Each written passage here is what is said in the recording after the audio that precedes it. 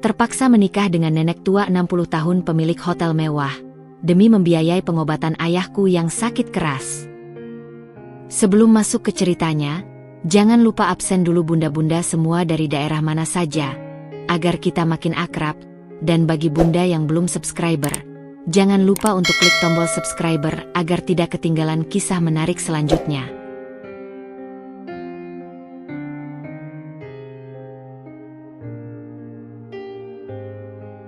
Angin senja Jakarta berhembus pelan, membawa aroma asap knalpot dan janji-janji yang tak pernah terwujud. Di salah satu sudut kota, di sebuah apartemen sempit yang dindingnya dipenuhi sketsa dan lukisan setengah jadi, Aska merenung.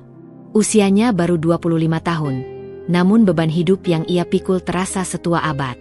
Jemarinya yang biasanya lincah menari di atas kanvas, kini terkulai lesu. Ia seorang seniman, jiwa bebas yang memimpikan galeri sendiri, pameran tunggal yang namanya terpampang megah di samping lukisannya. Namun, mimpi itu kini terasa seperti fatamorgana di tengah gurun kekeringan. Ayahnya, Pak Surya, adalah alasan utama mengapa mimpi-mimpi itu kini harus ia simpan rapat. Pak Surya, sosok yang selama ini menjadi tiang penyangga hidupnya sejak sang ibu meninggal 5 tahun lalu, kini terbaring lemah. Penyakit langka yang dokter sebut sindrom mielodisplastik itu menggerogoti setiap sel tubuhnya, membuat pria parubaya yang dulu gagah perkasa itu kini tak lebih dari sekumpulan tulang dan kulit pucat. Batuknya tak pernah berhenti, napasnya tersengal, dan setiap pagi, Aska harus membantu membersihkan darah yang keluar dari hidungnya. Rumah sakit. Kata itu sudah seperti hantu yang menghantui setiap langkah Aska. Setiap kunjungan adalah pertarungan. Pertarungan dengan perasaan bersalah karena tak mampu berbuat banyak, pertarungan dengan perawat yang selalu menagih biaya, dan pertarungan dengan dirinya sendiri yang terus bertanya, sampai kapan ini berakhir? Rekening tabungan Aska, hasil dari beberapa lukisan yang berhasil terjual dan pekerjaan paruh waktu sebagai pengajar seni di sanggar kecil, kini ludes tak bersisa. Bahkan motor metik kesayangannya pun sudah ia jual, demi menutupi biaya obat-obatan yang tak henti-hentinya diresepkan. Aska menghela napas panjang, menatap lukisan potret ayahnya yang baru sebagian rampung. Di sana, ayahnya tersenyum hangat, matanya memancarkan kebijaksanaan dan ketenangan. Sebuah senyum yang sudah lama tak Aska lihat secara langsung. Hatinya perih. Ia ingin ayahnya sembuh, apapun caranya. Ia ingin melihat ayahnya kembali duduk di teras rumah, menyeruput kopi hangat sambil membaca koran pagi, seperti dulu. Ia rindu suara tawa ayahnya yang renyah. Malam itu, di bawah temaram lampu meja, Aska mencoba melukis lagi. Kuasnya bergerak di atas kanvas, mencoba melarikan diri dari kenyataan. Namun, yang tercipta hanyalah guratan-guratan gelap, mencerminkan kegelisahan di jiwanya. Lukisan itu bukan tentang keindahan, tapi tentang keputusasaan yang merangkak. Ia tahu, jika ia tidak segera menemukan jalan keluar, ayahnya akan pergi. Dan itu adalah hal terakhir yang Aska inginkan di dunia ini. Ia merasa terpojok, terhimpit antara cinta dan kenyataan yang kejam. Dalam diam, Aska berjanji pada dirinya sendiri, apapun risikonya, ia akan menyelamatkan ayahnya. Dini hari adalah waktu paling menakutkan bagi Aska. Bukan karena gelap, tapi karena sunyi. Di tengah keheningan apartemen yang dingin, setiap tarikan napas Pak Surya terdengar jelas, diselingi batuk kering yang merobek paru-paru. Suara monitor detak jantung di samping tempat tidur ayahnya berbunyi monoton, seolah menghitung mundur sisa waktu yang tak pasti. Aska terbangun, bukan karena alarm, melainkan karena naluri seorang anak yang merasakan penderitaan orang tuanya.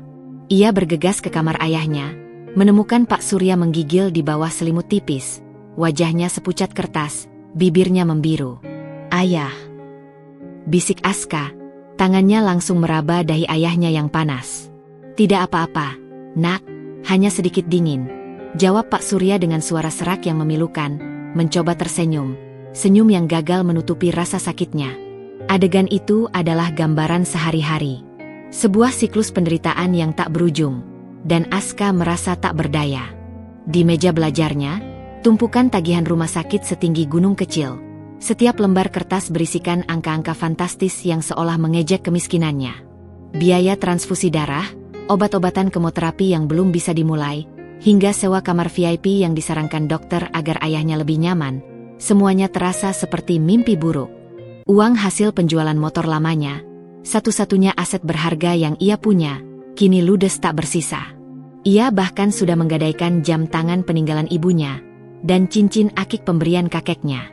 Aska mencoba menghubungi semua kerabat dekat, dari paman hingga sepupu jauh. Mereka semua mengucapkan simpati, mendoakan kesembuhan Pak Surya, namun tak ada satupun yang menawarkan bantuan konkret. Beberapa bahkan menghindar saat Aska mulai menyinggung soal uang. Ia mengerti, tidak semua orang punya kelebihan rezeki, tapi rasa kecewa tetap menusuk hatinya. Pinjam online, gumam Aska, jemarinya mengetik di layar ponsel. Aplikasi demi aplikasi ia unduh, mengisi formulir panjang dengan data diri yang detail. Namun, hasilnya selalu sama, ditolak. Ia tidak punya jaminan, tidak ada slip gaji bulanan yang stabil sebagai seorang seniman lepas. Pekerjaan paruh waktunya sebagai pengajar seni di sanggar kecil hanya memberinya beberapa juta rupiah per bulan, itu pun tak tentu. Jauh dari cukup untuk menutupi biaya pengobatan ayahnya yang bisa mencapai puluhan juta, bahkan ratusan juta, untuk satu kali tindakan. Ia bahkan pernah mendatangi sebuah bank, mencoba mengajukan pinjaman dengan jaminan apartemen kecil yang ia tempati. Maaf, Tuan Aska, dokumen kepemilikan Anda masih atas nama almarhumah ibu Anda, dan proses ahli warisnya belum selesai. Lagi pula, nilai aset ini tidak mencukupi untuk pinjaman sebesar yang Anda butuhkan, kata petugas bank dengan nada datar, seolah ia hanya angka lain dalam catatan mereka. Keputusasaan itu mulai merayap seperti jamur beracun. Aska mencoba melamar pekerjaan apa saja. Ia pernah melamar sebagai barista di kafe dekat apartemen, namun ditolak karena kurang pengalaman. Ia mencoba menjadi pengantar makanan dengan sepeda motor pinjaman dari temannya, tapi penghasilannya sangat minim dan tidak menentu. Bahkan, ia pernah berniat menjadi kuli bangunan di proyek konstruksi, tapi tubuhnya yang kurus dan tangannya yang terbiasa memegang kuas tentu tidak cocok untuk pekerjaan berat itu. Setiap telepon dari perawat rumah sakit terasa seperti palu godam yang menghantam kepalanya, mengingatkannya pada detik-detik yang terus berjalan, sementara ayahnya semakin lemah, napasnya semakin pendek. Suatu siang yang terik, Aska duduk termenung di bangku taman rumah sakit. Ia baru saja kembali dari melihat ayahnya, yang wajahnya tampak lebih cekung dari biasanya. Angin sepau-sepau pun terasa panas, menusuk kulit. Tiba-tiba, sebuah mobil sedan mewah berwarna hitam mengkilat berhenti di depan lobi rumah sakit. Seorang wanita elegan dengan rambut tertata rapi, mengenakan setelan blazer mahal, melangkah keluar dari mobil. Itu Dewi, sahabat baik mendiang ibunya. Ia tampak lebih anggun dan berwibawa dari yang Aska ingat.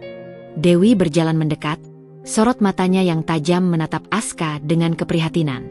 Ada kerutan tipis di sudut bibirnya, menunjukkan gurat kesedihan yang tulus.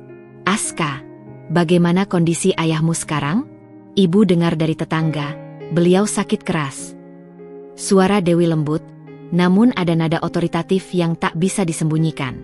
Aska menunduk, menceritakan semua.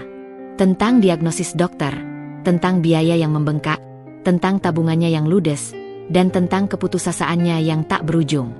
Ia tidak tahu mengapa, tapi entah bagaimana, berbicara dengan Dewi terasa melegakan, seolah beban di pundaknya sedikit terangkat.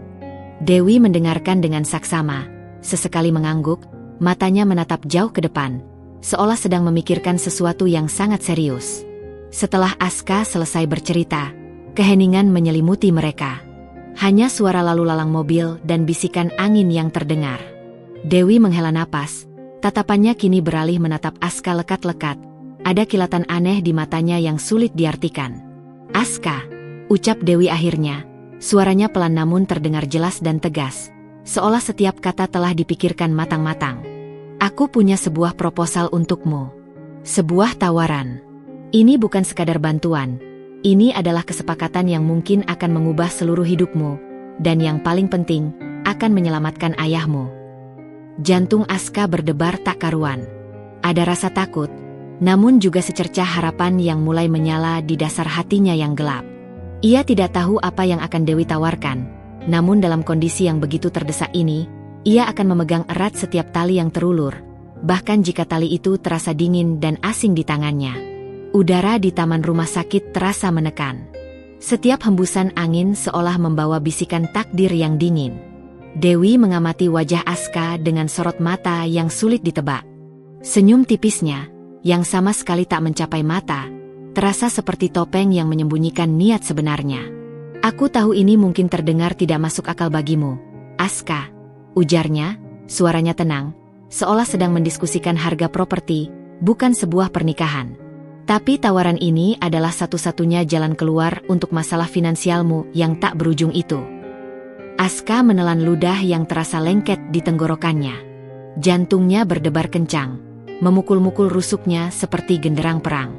Apa itu, Tante Dewi?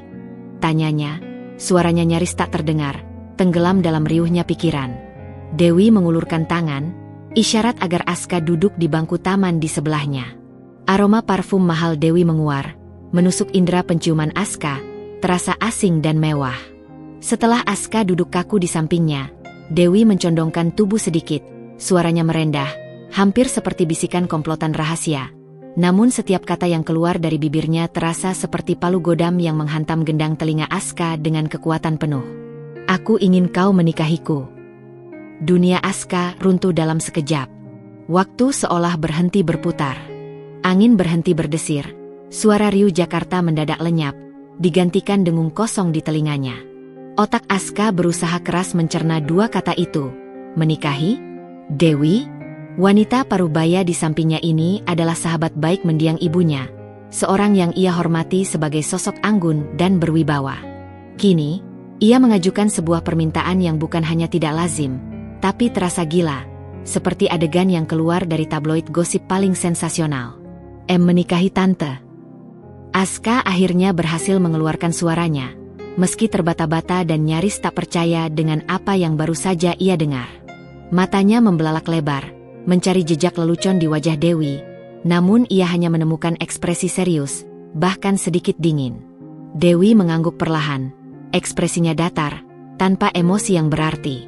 Ya, Aska, menikah denganku. Ia kemudian menambahkan, seolah telah mengantisipasi setiap keberatan yang mungkin muncul di benak Aska. Aku tahu ini mengejutkan. Tapi pikirkanlah baik-baik. Aku akan membiayai seluruh pengobatan ayahmu, sampai beliau sembuh total. Semua biaya rumah sakit, mulai dari kamar, tindakan medis, obat-obatan kemoterapi yang mahal, bahkan terapi lanjutan dan perawatan pasca sakit jika diperlukan. Aku akan menanggung semuanya, tanpa batas. Kau tidak perlu khawatir lagi tentang uang sepeser pun. Kata-kata, tanpa batas, itu bergaung di benak Aska, seolah menjadi mantra yang sangat memikat. Di satu sisi, ada secercah harapan besar yang tiba-tiba menyala untuk kesembuhan ayahnya. Harapan yang selama ini ia kira sudah padam.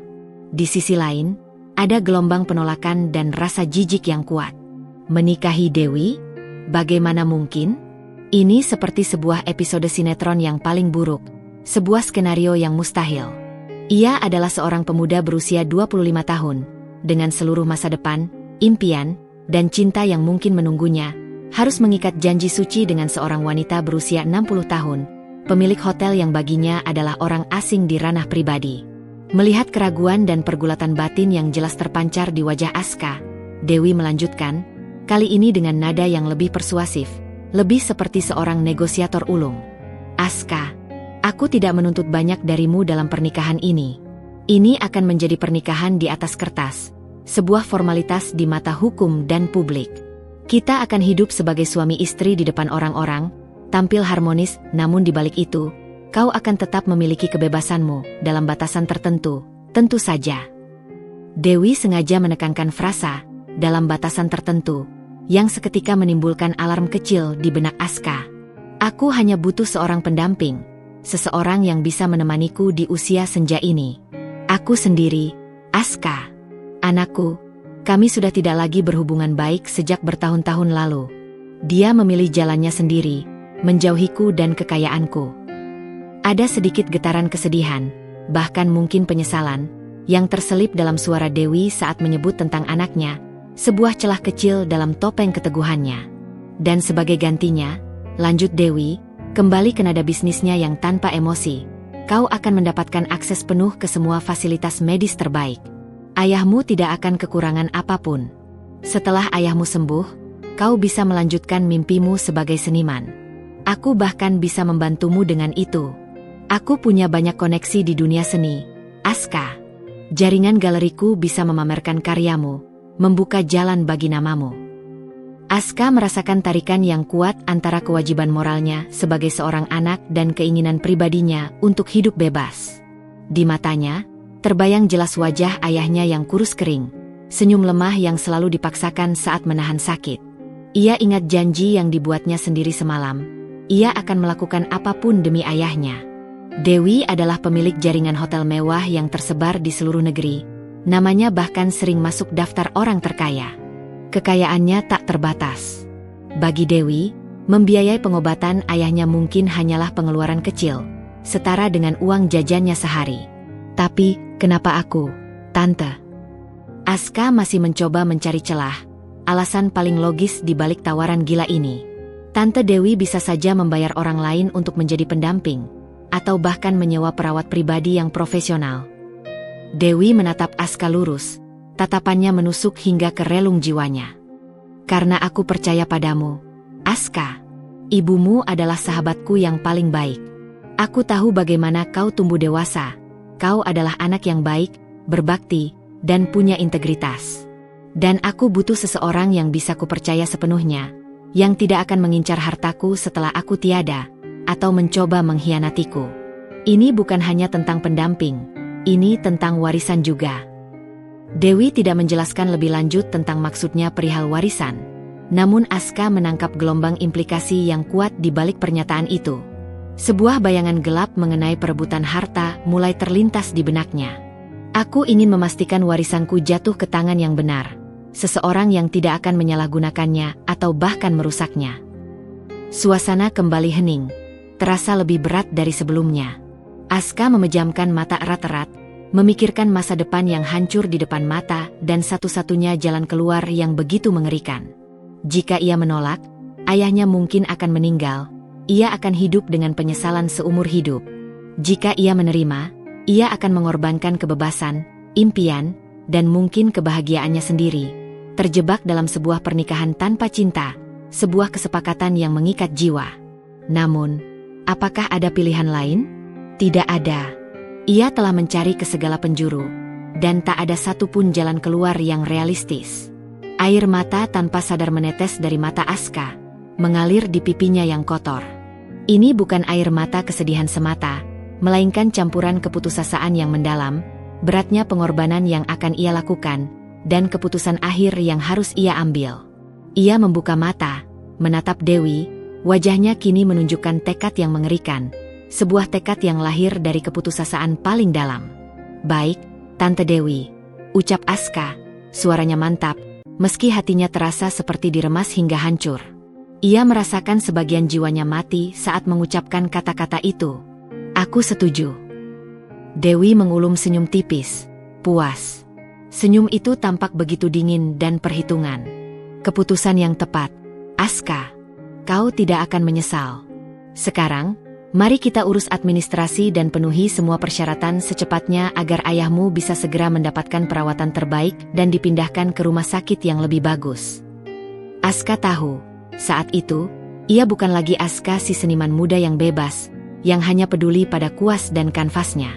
Ia adalah Aska, seorang pria yang terpaksa menikah dengan seorang nenek konglomerat demi menyelamatkan nyawa ayahnya. Sebuah kesepakatan dengan iblis, atau mungkin sebuah janji suci yang paling ironis dan menyakitkan yang pernah ia buat dalam hidupnya. Masa depannya, yang semula berwarna-warni, kini terasa buram, seperti lukisan yang tertutup lapisan debu tebal. 2 hari adalah waktu yang dibutuhkan Dewi untuk merampungkan segala administrasi dan persyaratan hukum. Begitu cepat, nyaris terburu-buru, seolah ia takut Aska akan berubah pikiran atau bahkan melarikan diri. Ayah Aska, Pak Surya, langsung merasakan dampaknya. Ia dipindahkan dari kamar biasa di rumah sakit umum ke salah satu suite mewah di rumah sakit swasta bertaraf internasional di Jakarta Selatan. Dinding kamar yang dicat lembut, furnitur elegan, dan aroma bunga segar menggantikan bau antiseptik dan kusam.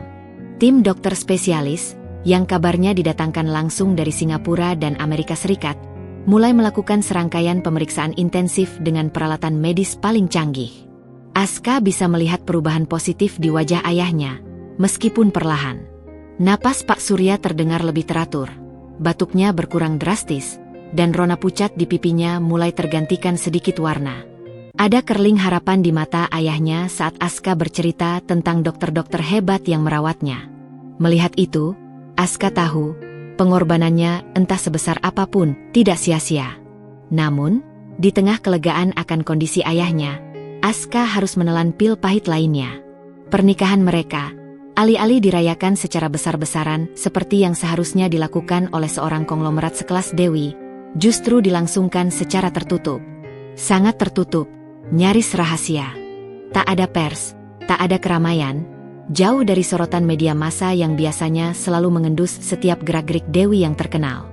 Dewi sepertinya ingin menjaga privasi, atau mungkin menjaga citra dirinya dan pernikahan tak lazim ini dari cibiran serta spekulasi publik. Hanya segelintir kerabat terdekat Dewi yang sebagian besar sudah tua dan tampak acuh tak acuh, serta beberapa orang penting dari firma hukum Dewi yang menjadi saksi.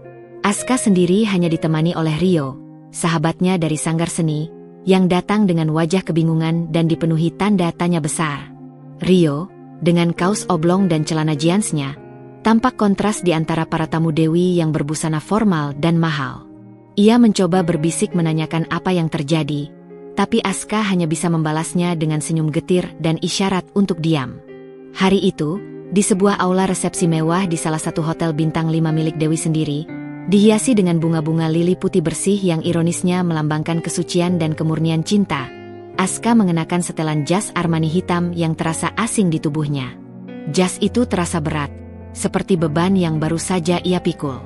Ia berdiri kaku di samping Dewi, yang tampil anggun dalam balutan kebaya sutra berwarna krem berpayet emas, rambutnya disanggul tinggi dengan hiasan permata, dan perhiasan berlian yang tak terhitung jumlahnya berkilauan di leher, pergelangan tangan, serta jemarinya yang keriput.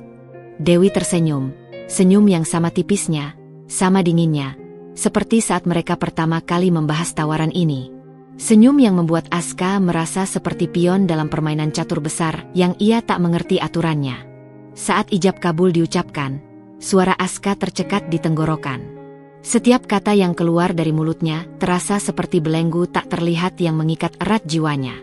Ia merasakan jiwanya melayang, meninggalkan raga yang kaku berdiri di samping Dewi. Saya terima nikahnya Dewi Astuti binti Suryo Widodo dengan mas kawin tersebut dibayar tunai.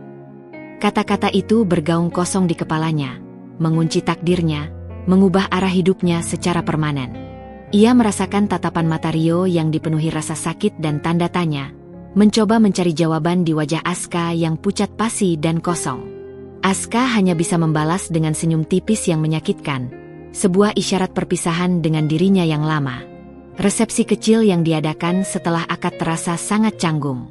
Aska merasa seperti patung pajangan, manekin yang hanya berfungsi untuk melengkapi adegan. Tamu-tamu Dewi, para pengusaha sukses dan kolega elit yang wajahnya sering muncul di majalah bisnis, menyalami Aska dengan senyum ramah yang terlihat tulus di permukaan. Namun di balik itu, Aska bisa merasakan tatapan penasaran, sedikit jijik, dan mungkin sedikit ejekan. Ia mendengar bisik-bisik, samar-samar namun menusuk. Lihat, pengantin prianya jauh lebih muda. Pasti ada sesuatu di balik ini. Atau, nenek itu akhirnya menemukan berondong tampan untuk menemaninya di hari tua. Aska mencoba mengabaikannya. Namun setiap bisikan itu terasa seperti jarum-jarum tajam yang menusuk dan mengoyak harga dirinya. Dewi, di sisi lain, tampak sangat nyaman.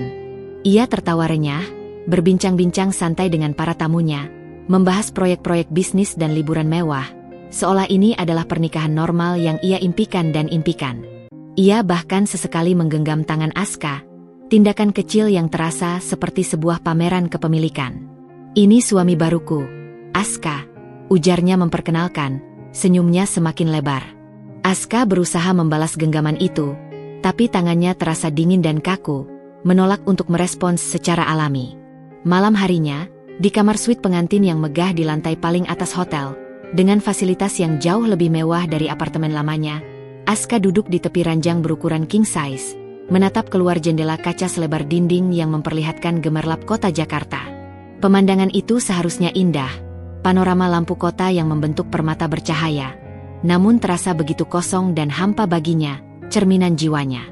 Dewi masuk, rambutnya sudah tergerai, mengenakan gaun tidur sutra berwarna marun yang mewah. Ia bergerak dengan tenang, anggun, tanpa suara. Dewi kemudian duduk di sofa tunggal yang empuk di seberang ruangan, menjaga jarak. Aroma lembut parfumnya masih tercium, namun kini terasa lebih menenangkan. "Kau terlihat sangat lelah, Aska," kata Dewi, suaranya lebih lembut dari biasanya, sedikit ada nada keprihatinan yang tulus. Aska hanya mengangguk, tanpa menoleh. Tatapannya masih terpaku pada lampu-lampu kota. Aku hanya belum terbiasa dengan semua ini." Dewi menghela napas panjang, seolah mengerti beban yang Aska rasakan. "Aku mengerti. Ini tidak mudah untukmu. Tapi ingat, Aska, ini semua demi ayahmu. Dan aku akan selalu menepati janjiku. Ayahmu akan mendapatkan perawatan terbaik sampai beliau sembuh." Ia berhenti sejenak, lalu menambahkan, dengan nada yang sedikit lebih tegas namun tetap tenang, "Kita akan tidur terpisah. Ada kamar lain di sebelah. Kau bisa menempatinya. Aku tidak akan memaksakan apapun dalam hal fisik." Rasa lega bercampur aneh menyelimuti Aska. Setidaknya, privasinya masih sedikit terjaga, ada batas yang jelas. Ia tidak perlu menghadapi keintiman yang canggung dan tidak diinginkan. Namun, kalimat Dewi selanjutnya mengikis sedikit kelegaan itu. "Tapi ingat, Aska, di depan orang lain, kita adalah suami istri yang bahagia. Pasangan yang harmonis. Tidak ada yang boleh curiga. Kau harus berperan dengan baik." Tatapan mata Dewi kembali tajam, penuh peringatan, sebuah instruksi yang tak terbantahkan. Aska hanya mengangguk lagi, merasakan tali kendali yang semakin mengencang. Ia tahu, mulai detik ini, hidupnya adalah sebuah lakon besar. Ia telah masuk ke dalam sangkar emas, sebuah penjara kemewahan, dan semua aturan mainnya ditentukan oleh Dewi. Sebuah ikatan yang terbuat dari emas, tampak berkilauan dan mengagumkan dari luar, namun terasa dingin, berat, dan membelenggu di dalamnya. Kehidupan Aska berubah total dalam sekejap mata. Tidak ada lagi pagi yang diawali dengan aroma kopi instan murah dan bau hasket minyak yang menempel di jari jemarinya. Kini, ia terbangun di atas spray sutra dingin, disambut aroma masakan mewah yang tercium dari dapur istana Dewi. Apartemen kecilnya, yang dindingnya penuh dengan sketsa impian, telah ditinggalkan seperti kenangan usang. Kini, Aska tinggal di sebuah rumah bak istana bergaya Eropa klasik di kawasan Pondok Indah, Jakarta Selatan. Gerbang tinggi yang dihiasi ukiran naga emas, dengan sistem keamanan canggih, seolah menelannya setiap kali mobilnya memasuki pekarangan, diikuti oleh deretan mobil mewah Mercedes-Benz, Rolls-Royce, Porsche yang berjajar rapi di garasi luas, berkilauan di bawah cahaya lampu. Di dalam, marmer Italia mengkilap membentang di mana-mana, memantulkan bayangan Aska yang berjalan sendirian. Lampu kristal Bohemia menggantung megah dari langit-langit tinggi, membiaskan cahaya keemasan. Perabotan antik bernilai jutaan rupiah, hasil lelang dari berbagai belahan dunia, mengisi setiap sudut ruangan yang luas, terasa asing dan tak punya jiwa. Aska memiliki kamarnya sendiri, sebuah suite pribadi yang ukurannya lebih besar dari seluruh apartemen lamanya. Di dalamnya terdapat kamar mandi marmer lengkap dengan jacuzzi, walk-in closet yang dipenuhi pakaian-pakaian rancangan desainer terkenal dari Milan dan Paris yang baru dibelikan Dewi, dan balkon pribadi yang menghadap taman tropis rimbun dengan kolam renang besar yang airnya selalu jernih kebiruan. Ia tak perlu lagi memikirkan uang makan, biaya transportasi, atau tagihan apapun. Bahkan untuk sekadar menanyakan kondisi ayahnya, ia hanya perlu menekan tombol interkom di dinding, dan asisten pribadi Dewi yang bernama Pak Joni, seorang pria parubaya bertubuh tegap dan berwajah datar, akan segera datang membawa laporan medis terbaru. Pak Joni, yang selalu rapi dengan setelan jasnya, dikhususkan untuk memantau kesehatan Pak Surya secara detail setiap jam. Ayahnya, kini dirawat oleh perawat pribadi 24 jam dan menunjukkan kemajuan pesat yang luar biasa. Senyum Pak Surya yang kini lebih sering terlihat, bahkan tawanya yang renyah saat Aska menjenguk, adalah satu-satunya pelipur lara dan pengingat bahwa semua pengorbanannya ada gunanya. Namun, semua kemewahan itu terasa hambar, bahkan menyesakan. Aska merasa seperti boneka pajangan yang diletakkan di tempat yang seharusnya, sebuah objek tanpa jiwa. Ia memiliki segalanya yang bisa dibeli dengan uang, tapi ia tidak memiliki dirinya sendiri. Hari-harinya diisi dengan rutinitas yang monoton, nyaris tanpa makna. Sarapan di meja makan besar yang bisa menampung 20 orang, ditemani Dewi yang sesekali melontarkan pertanyaan basa-basi tentang rencana hariannya, pertanyaan yang lebih mirip interogasi ringan. Setelah itu, ia akan mencoba membaca koran bisnis yang tak ia pahami, atau sekadar mondar-mandir di antara ruangan-ruangan megah yang terasa begitu kosong dan sunyi. Ia mencoba kembali melukis. Dewi telah menyediakan sebuah ruangan khusus yang tadinya perpustakaan pribadi, mengubahnya menjadi studio seni lengkap dengan kanvas baru, cat minyak terbaik, dan easel dari kayu jati ukir. Namun, inspirasinya seolah menguap begitu saja, terbang entah kemana. Kanvas-kanvasnya tetap putih bersih, menertawakan impiannya yang telah terkubur di balik tumpukan uang. Setiap goresan kuas yang ia coba lakukan terasa hampa, tanpa emosi, tanpa jiwa. Keberadaan Dewi di rumah itu selalu terasa, bahkan saat ia tidak ada di dekat Aska. Meskipun mereka memiliki kamar terpisah, sebuah privasi yang Aska syukuri setengah mati, kehadiran wanita itu begitu mendominasi. Aska bisa merasakan tatapan mata Dewi yang sesekali mengamatinya dari jauh, dari balik buku tebal yang ia baca di ruang keluarga, atau dari ujung meja makan saat sarapan, seolah sedang menilai setiap gerak-geriknya. Dewi selalu bersikap formal dan sopan di depan para pelayan dan asisten, memanggilnya Mas Aska dengan nada yang anggun, namun di balik itu, ada aura otoritas tak terbantahkan yang melekat pada dirinya, seperti seorang ratu yang sedang mengawasi kerajaannya. Salah satu hal yang paling membuat Aska tidak nyaman adalah keberadaan para pelayan dan asisten yang jumlahnya belasan. Mereka adalah bayangan-bayangan yang bergerak tanpa suara, sigap, patuh, dan selalu memenuhi setiap kebutuhan Aska sebelum ia sempat memintanya.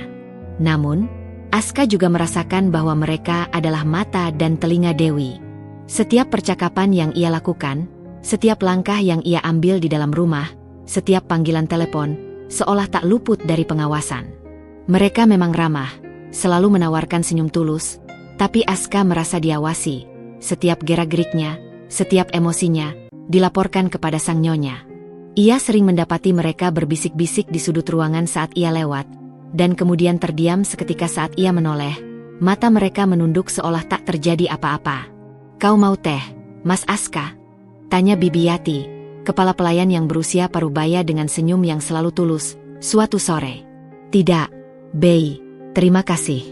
Saya mau ke taman sebentar," jawab Aska, ingin mencari udara segar. 5 menit kemudian, saat ia sudah duduk di kursi taman di dekat air mancur, seorang asisten datang membawa nampan berisi teh hangat dengan lemon dan sepotong kue. Aska yakin, Dewi yang menyuruhnya. Itu bukan sekadar perhatian, itu adalah bentuk kontrol tidak langsung yang sangat rapi. Aska mulai menyadari bahwa kebebasannya sangat terbatas, bahkan di dalam rumah yang disebutnya istana itu. Ia tidak bisa lagi pergi begitu saja, bertemu teman-teman lamanya dari sanggar tanpa persetujuan Dewi. Ponselnya yang baru, sebuah iPhone seri terbaru pemberian Dewi, adalah ponsel mewah, namun Aska merasa ada batasan yang tak terlihat. Ia bahkan takut untuk sekadar mengirim pesan kepada Rio yang berisi keluhan atau menanyakan kabar, khawatir pesannya akan dibaca atau dilacak. Suatu malam, Aska samar-samar mendengar Dewi sedang berbicara di telepon di ruang kerjanya, nadanya serius dan agak mendominasi. Ia mendengar namanya disebut. Dewi menoleh, dan Aska dengan cepat pura-pura tidak melihat, kembali fokus pada majalah yang ia pegang. Ada firasat buruk yang merayapi benaknya, seperti hawa dingin yang menusuk. Dewi memang menepati janjinya untuk menyelamatkan ayahnya, tapi harga yang harus ia bayar bukan hanya pernikahan di atas kertas. Ia telah menjual kebebasannya, kebebasan jiwanya, dan kini ia hidup dalam sangkar emas yang gemerlap, namun terasa begitu mencekik dan mematikan. Ia adalah suami seorang nenek kaya raya, dan itu adalah perannya, sebuah peran yang harus ia mainkan dengan sempurna, tanpa celah, di bawah pengawasan ketat. Kehidupan Aska di istana Dewi memang penuh kemewahan yang membutakan. tetapi juga terasa seperti hidup dalam akuarium raksasa yang terbuat dari kristal. Kaca-kaca bening yang transparan memungkinkan dunia luar melihatnya dari kejauhan, mengagumi kemilaunya, namun ia tak bisa menyentuh dunia luar itu, apalagi berinteraksi dengannya secara bebas. Kontrol Dewi, yang di awal terasa halus dan terselubung dalam bentuk perhatian, kini mulai menunjukkan taringnya yang tajam. Ia tidak lagi sekadar mengawasi dari jauh. Ia mulai secara aktif mengatur, membatasi, bahkan mendikte setiap gerak-gerik Aska, seolah Aska adalah bagian dari koleksi barang antiknya yang berharga. Pagi itu, mentari baru saja menyentuh pucuk-pucuk pohon di taman. Aska sudah berencana mengunjungi Rio, sahabatnya, di sanggar seni. Sebuah kebutuhan yang mendesak untuk merasakan sedikit sisa dirinya yang lama, menghirup aroma cat minyak yang familiar, dan mendengar tawa bebas teman-temannya yang apa adanya. Ia sudah berpamitan pada Bibi Yati, kepala pelayan yang selalu ramah, dan hendak melangkah keluar gerbang utama yang menjulang tinggi. "Mas Aska mau kemana sepagi ini?" Suara Dewi terdengar dari belakang, membuat Aska terlonjak kaget. Wanita itu berdiri di ambang pintu utama, mengenakan gaun tidur sutra berwarna keemasan yang mahal, rambutnya masih terurai, namun sorot matanya sudah setajam elang yang mengintai mangsa, mengunci pandangannya pada Aska. Saya mau ke sanggar seni, Tante. Ada janji dengan Rio," jawab Aska, merasa gugup, padahal ia tak punya janji khusus. Ia tidak terbiasa berbohong atau menyembunyikan sesuatu. Detak jantungnya mulai tak beraturan. Dewi melangkah mendekat, perlahan namun pasti, setiap langkahnya terasa berbobot. Aroma parfumnya yang dominan kini terasa mencekik. "Ke sanggar? Dengan siapa? Apa yang akan kau lakukan di sana? Kenapa harus bertemu di tempat seperti itu?" Rentetan pertanyaan itu keluar dari bibir Dewi dengan nada datar, namun terasa seperti interogasi yang dingin dan menusuk. Matanya menyipit, menelisik setiap ekspresi di wajah Aska. "Hanya sendiri, Tante. Mau melihat-lihat, mungkin melukis sedikit. Saya rindu suasana sanggar." Aska mencoba menjelaskan, mencoba menjaga nada suaranya agar tetap tenang, meskipun tangannya sudah berkeringat dingin. Dewi tersenyum tipis, senyum yang sama sekali tidak menenangkan, justru menyimpan ancaman tersirat. "Bukankah aku sudah menyediakan studio terbaik untukmu di rumah ini, Aska? Dengan peralatan terlengkap dan bahan-bahan yang paling berkualitas. Apa yang kurang? Kau bisa melukis di sini sepuasnya. Bahkan bisa meminta model profesional jika kau mau. Kenapa harus repot-repot pergi ke sanggar yang kumuh itu? Lingkungan di sana tidak cocok lagi untukmu. Kau sudah punya status baru."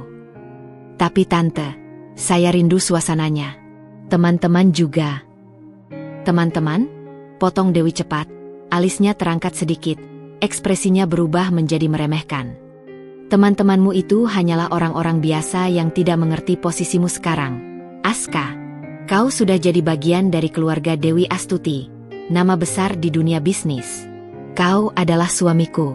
Kau harus menjaga citramu, menjaga harkat martabat keluarga ini. Aku tidak ingin ada gosip aneh-aneh yang beredar karena kau bergaul dengan sembarang orang. Mereka bisa saja memanfaatkanmu, Aska, mencoreng namaku." Hati Aska mencelos. Sembarang orang? Rio dan teman-teman sanggarnya adalah orang-orang yang mengenalnya sebelum ia terjebak dalam sangkar emas ini. Mereka adalah saksi hidupnya yang bebas, yang mengenalnya sebagai Aska si seniman, bukan Aska si suami konglomerat. Mereka adalah jembatan terakhirnya menuju masa lalu yang ia rindukan. "Aku juga tidak ingin kau kemana-mana sendirian," lanjut Dewi, suaranya kini lebih memerintah, tegas dan tanpa kompromi. "Jika kau memang harus keluar, beritahu aku setidaknya sehari sebelumnya. Aku akan menyuruh Pak Joni atau supir untuk mengantarmu dan menunggumu. Atau, kau bisa mengajak salah satu asistenku untuk menemanimu. Aku hanya ingin memastikan kau aman. Banyak penjahat di luar sana yang mengincar orang-orang sepertimu." Kalimat terakhir itu terdengar seperti perhatian. Namun Aska tahu itu adalah sebuah larangan terselubung. Sebuah bayangan posesif yang gelap mulai melingkupi dirinya, mencekiknya perlahan. Aska akhirnya menyerah, bahunya merosot.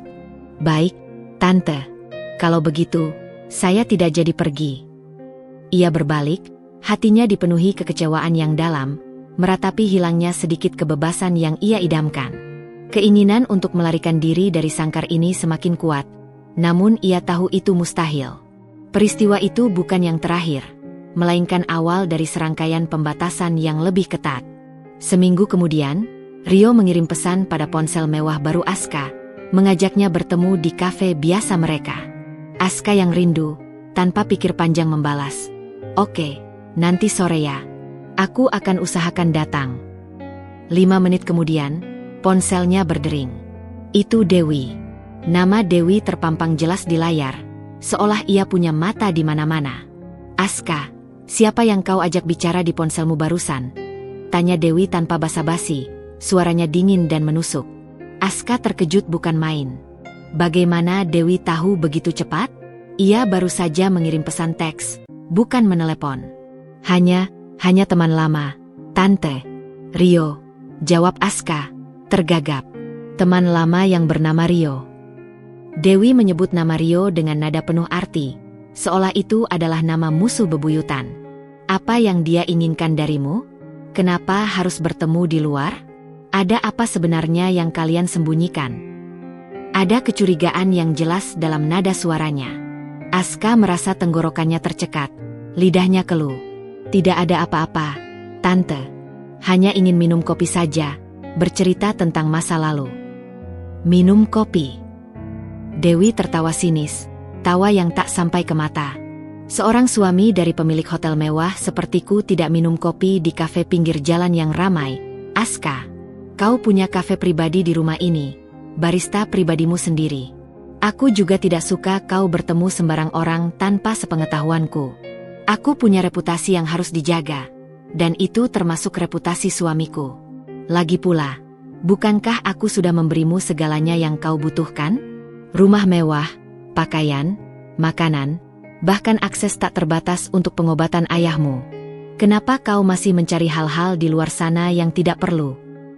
Kalimat terakhir itu, "Kenapa kau masih mencari hal-hal di luar sana?" menampar Aska dengan keras. Dewi menganggap semua yang ia lakukan adalah karena ia tidak puas dengan segalanya yang telah diberikan secara materi.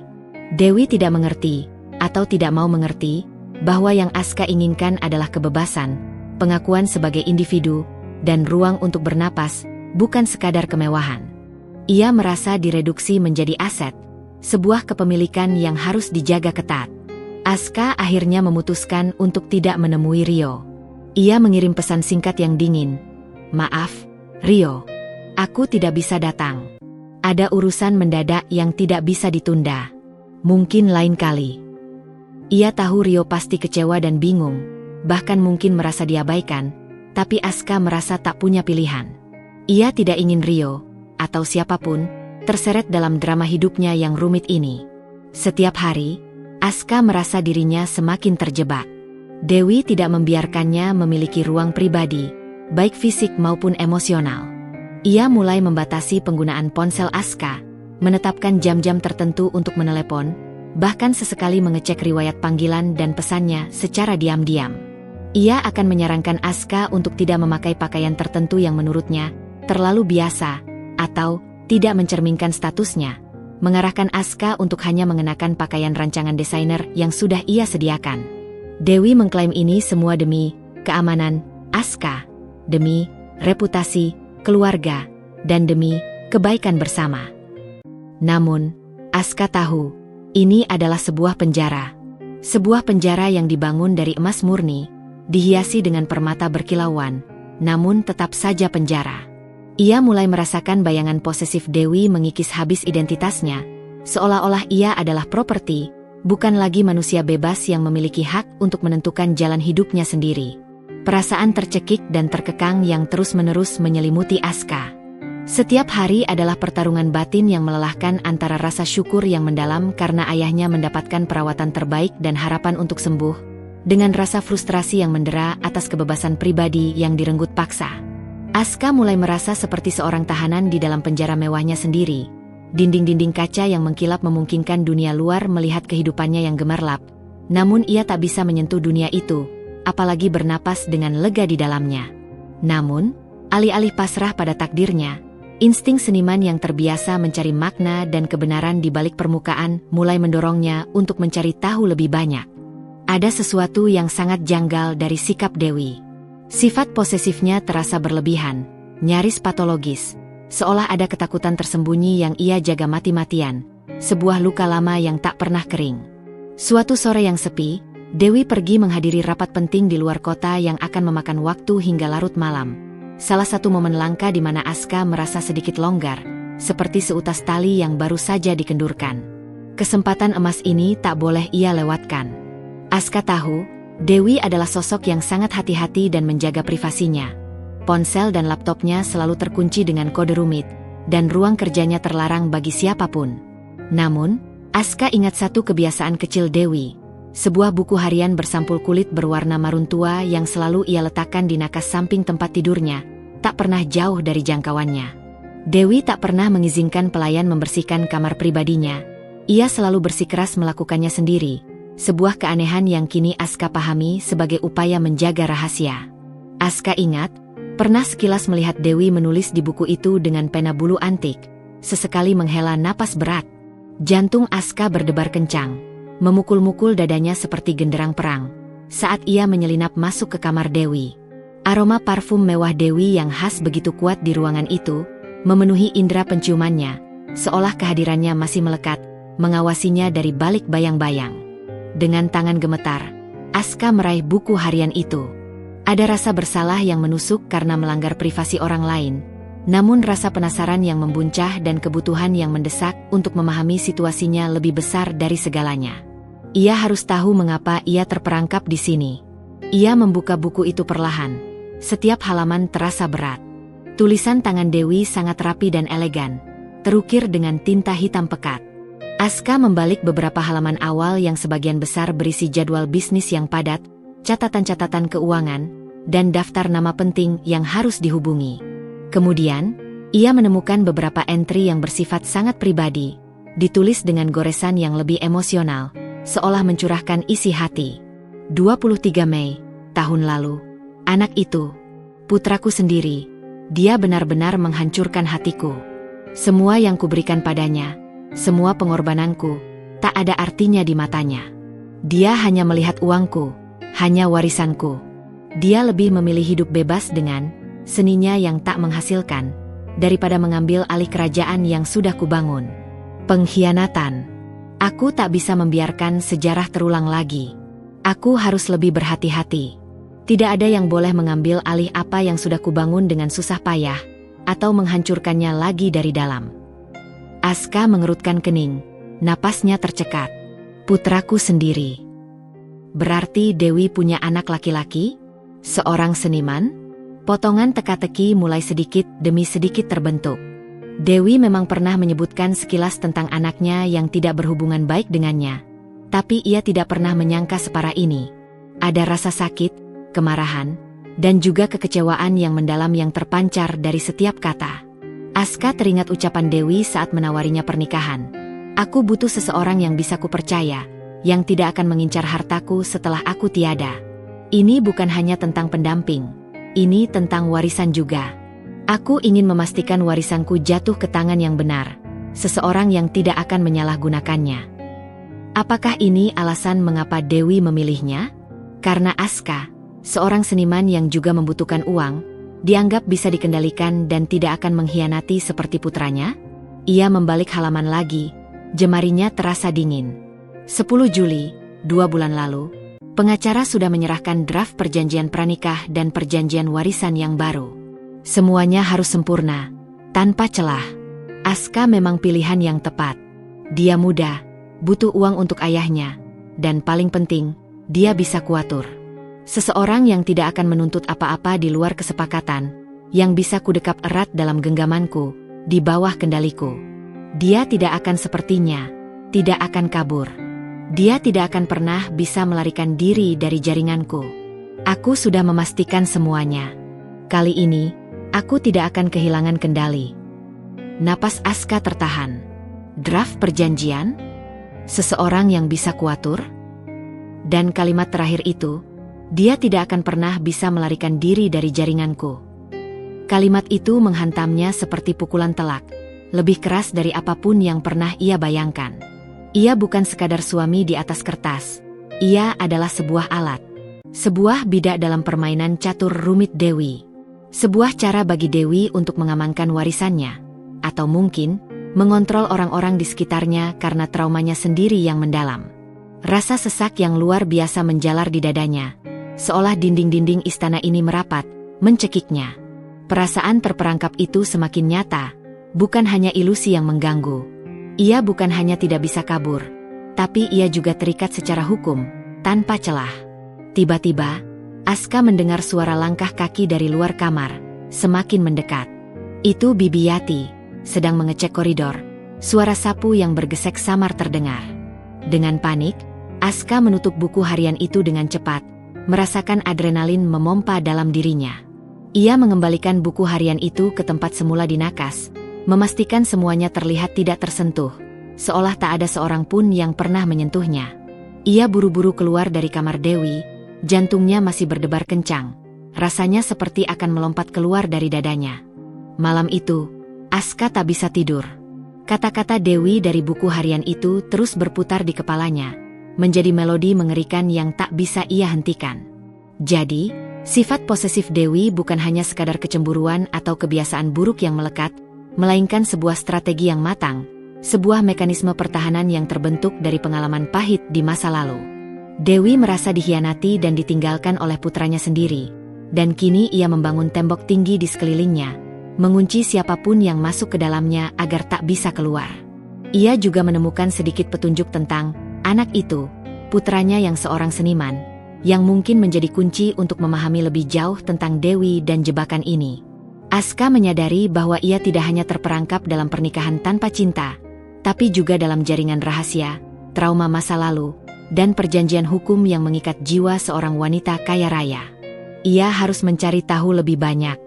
Ia harus menemukan anak itu, putra Dewi yang mungkin tahu kebenaran penuh di balik dinding-dinding emas ini. Setelah penemuan yang mengguncang dari buku harian Dewi, pikiran Aska tak pernah tenang, seolah ada melodi disonan yang terus-menerus berputar di kepalanya. Identitasnya sebagai Aska si seniman, yang selama ini ia perjuangkan dengan sepenuh hati, terasa semakin terkikis, hancur berkeping-keping. Ia kini merasa lebih seperti boneka berbalut sutra dalam permainan catur raksasa yang dimainkan oleh Dewi, sebuah bidak tanpa kehendak sendiri. Namun, di tengah kehampaan itu, ada satu hal yang kini memicu semangatnya. Mencari tahu tentang anak itu, putra Dewi yang juga seorang seniman. Aska yakin, dia adalah kunci untuk memahami lebih jauh labirin mental Dewi yang rumit, dan mungkin, mencari jalan keluar dari sangkar emas yang semakin terasa mencekik ini. Masalahnya, bagaimana cara mencari tahu? Dewi hampir tak pernah memberinya celah sedikit pun. Setiap gerak-geriknya diawasi dengan ketat, ponselnya bisa saja disadap, dan ia tak punya kontak bebas dengan dunia luar selain Rio, sahabatnya yang kini ia sadari betapa berharganya. Aska harus sangat berhati-hati, setiap langkahnya harus diperhitungkan. Beberapa hari berlalu. Aska mencoba mencari petunjuk melalui percakapan santai dengan para pelayan, terutama Bibi Yati, kepala pelayan yang terlihat paling ramah dan seringkali lengah. Mereka memang loyal pada Dewi, namun terkadang ada celah kecil dalam obrolan sehari-hari yang bisa ia manfaatkan. Bibi Yati. Aska memulai suatu pagi saat Bibi Yati sedang menyiapkan teh melati kesukaan Dewi. Aska menghampirinya di dapur yang luas, berpura-pura ingin tahu tentang resep teh tersebut. Rumah ini besar sekali. Ya, Bey. Sepi sekali rasanya. Apa Tante Dewi tidak punya keluarga lain yang tinggal di sini? Bibi Yati tersenyum maklum, senyum yang menunjukkan kelelahan di sudut matanya. Tidak, Mas Aska. Nyonya Dewi sudah lama tinggal sendiri. Anaknya, sudah lama tidak tinggal di sini. Sejak Nyonya Dewi pisah dengan mendiang suaminya. Ada nada sendu yang jelas dalam suara Bibi Yati saat menyebutkan itu. Ia menghela napas panjang. Oh, begitu? Putra tunggal. Ya, Bey. Aska mencoba memancing, berusaha menjaga nada suaranya tetap kasual. Bibi Yati mengangguk, matanya menerawang jauh. Iya, Mas. Beliau putra tunggal Nyonya Dewi. Namanya Arjuna. Tapi beliau sudah lama sekali tidak pulang. Hubungannya kurang baik dengan Nyonya Dewi sejak dulu. Ada masalah keluarga, Mas. Bibi Yati tampak enggan melanjutkan. Pandangannya beralih ke cangkir teh yang sedang ia tuang, seolah isyarat untuk mengakhiri topik. Arjuna. Nama itu tertanam kuat di benak Aska. Seorang seniman. Putra Dewi. Informasi ini sangat berharga. Sebuah kepingan puzzle yang vital. Aska yakin, Arjuna yang disebut Bibi Yati adalah Arjuna Wibowo, seniman patung terkenal yang sering ia dengar dari Rio. Aska tahu ia tidak bisa melacak Arjuna secara langsung menggunakan perangkat yang ia miliki di rumah ini. Pengawasan Dewi terlalu ketat. Jadi, ia menyusun rencana. Sebuah rencana yang melibatkan risiko besar, tapi harus ia ambil. Ia ingat Rio pernah menyebut-nyebut tentang seorang seniman patung terkenal bernama Arjuna Wibowo yang karyanya sering dipajang di galeri-galeri besar, bahkan beberapa kali di luar negeri. Apakah itu Arjuna yang sama? Aska memutuskan untuk mengambil risiko. Ia berpura-pura ingin membeli bahan lukis khusus yang hanya tersedia di toko seni tertentu di pusat kota, beralasan bahwa toko di dekat rumah Dewi tidak menyediakan merek cat yang ia inginkan untuk proyek lukisan barunya. Ia tahu Dewi akan curiga jika ia pergi sendiri atau hanya beralasan tanpa tujuan jelas. Tante, saya ingin membeli cat minyak merek Luminos, warna ultramarine dan cadmium yellow. Saya butuh untuk proyek lukisan baru yang sudah saya rencanakan. Aska menjelaskan pada Dewi saat sarapan. Ia sengaja menyebutkan detail merek dan warna yang spesifik. Saya sudah cek, di toko-toko dekat sini tidak ada. Saya harus pergi ke toko Artisan Haven di pusat kota. Boleh saya ditemani Pak Joni, Tante? Dewi mengernyitkan dahi, tatapannya penuh perhitungan. Cat Luminos? Kenapa tidak pakai merek yang ada saja? Aska? Kita punya banyak persediaan di studio. Itu terlalu jauh dan membuang waktu. Ini khusus, Tante. Untuk teknik tertentu, butuh pigmen yang lebih pekat. Aska bersikeras, mencoba terdengar meyakinkan dan profesional. Ia tahu Dewi suka melihatnya melukis. Mungkin itu bisa menjadi alasan yang cukup kuat. Saya jamin, hasilnya akan memukau. Setelah sedikit perdebatan alot, Dewi akhirnya mengizinkan, dengan syarat Pak Joni harus selalu menemaninya, dan ia tidak boleh mampir kemana-mana selain toko tersebut. Ingat, Aska, jangan aneh-aneh. Jangan mencoba menghubungi siapapun atau bicara hal-hal yang tidak perlu. Dan jangan bicara dengan siapapun selain pegawai toko. Peringat Dewi dengan tatapan tajam dan nada mengancam yang membuat Aska merinding. Di dalam mobil mewah yang dikendarai Pak Joni, Aska merasakan adrenalinnya memuncak, memompa darahnya dengan cepat. Ini adalah satu-satunya kesempatannya. Setelah membeli cat di Artisan Haven, ia bahkan membeli beberapa kuas dan kanvas untuk semakin meyakinkan. Aska menjalankan bagian kedua dari rencananya.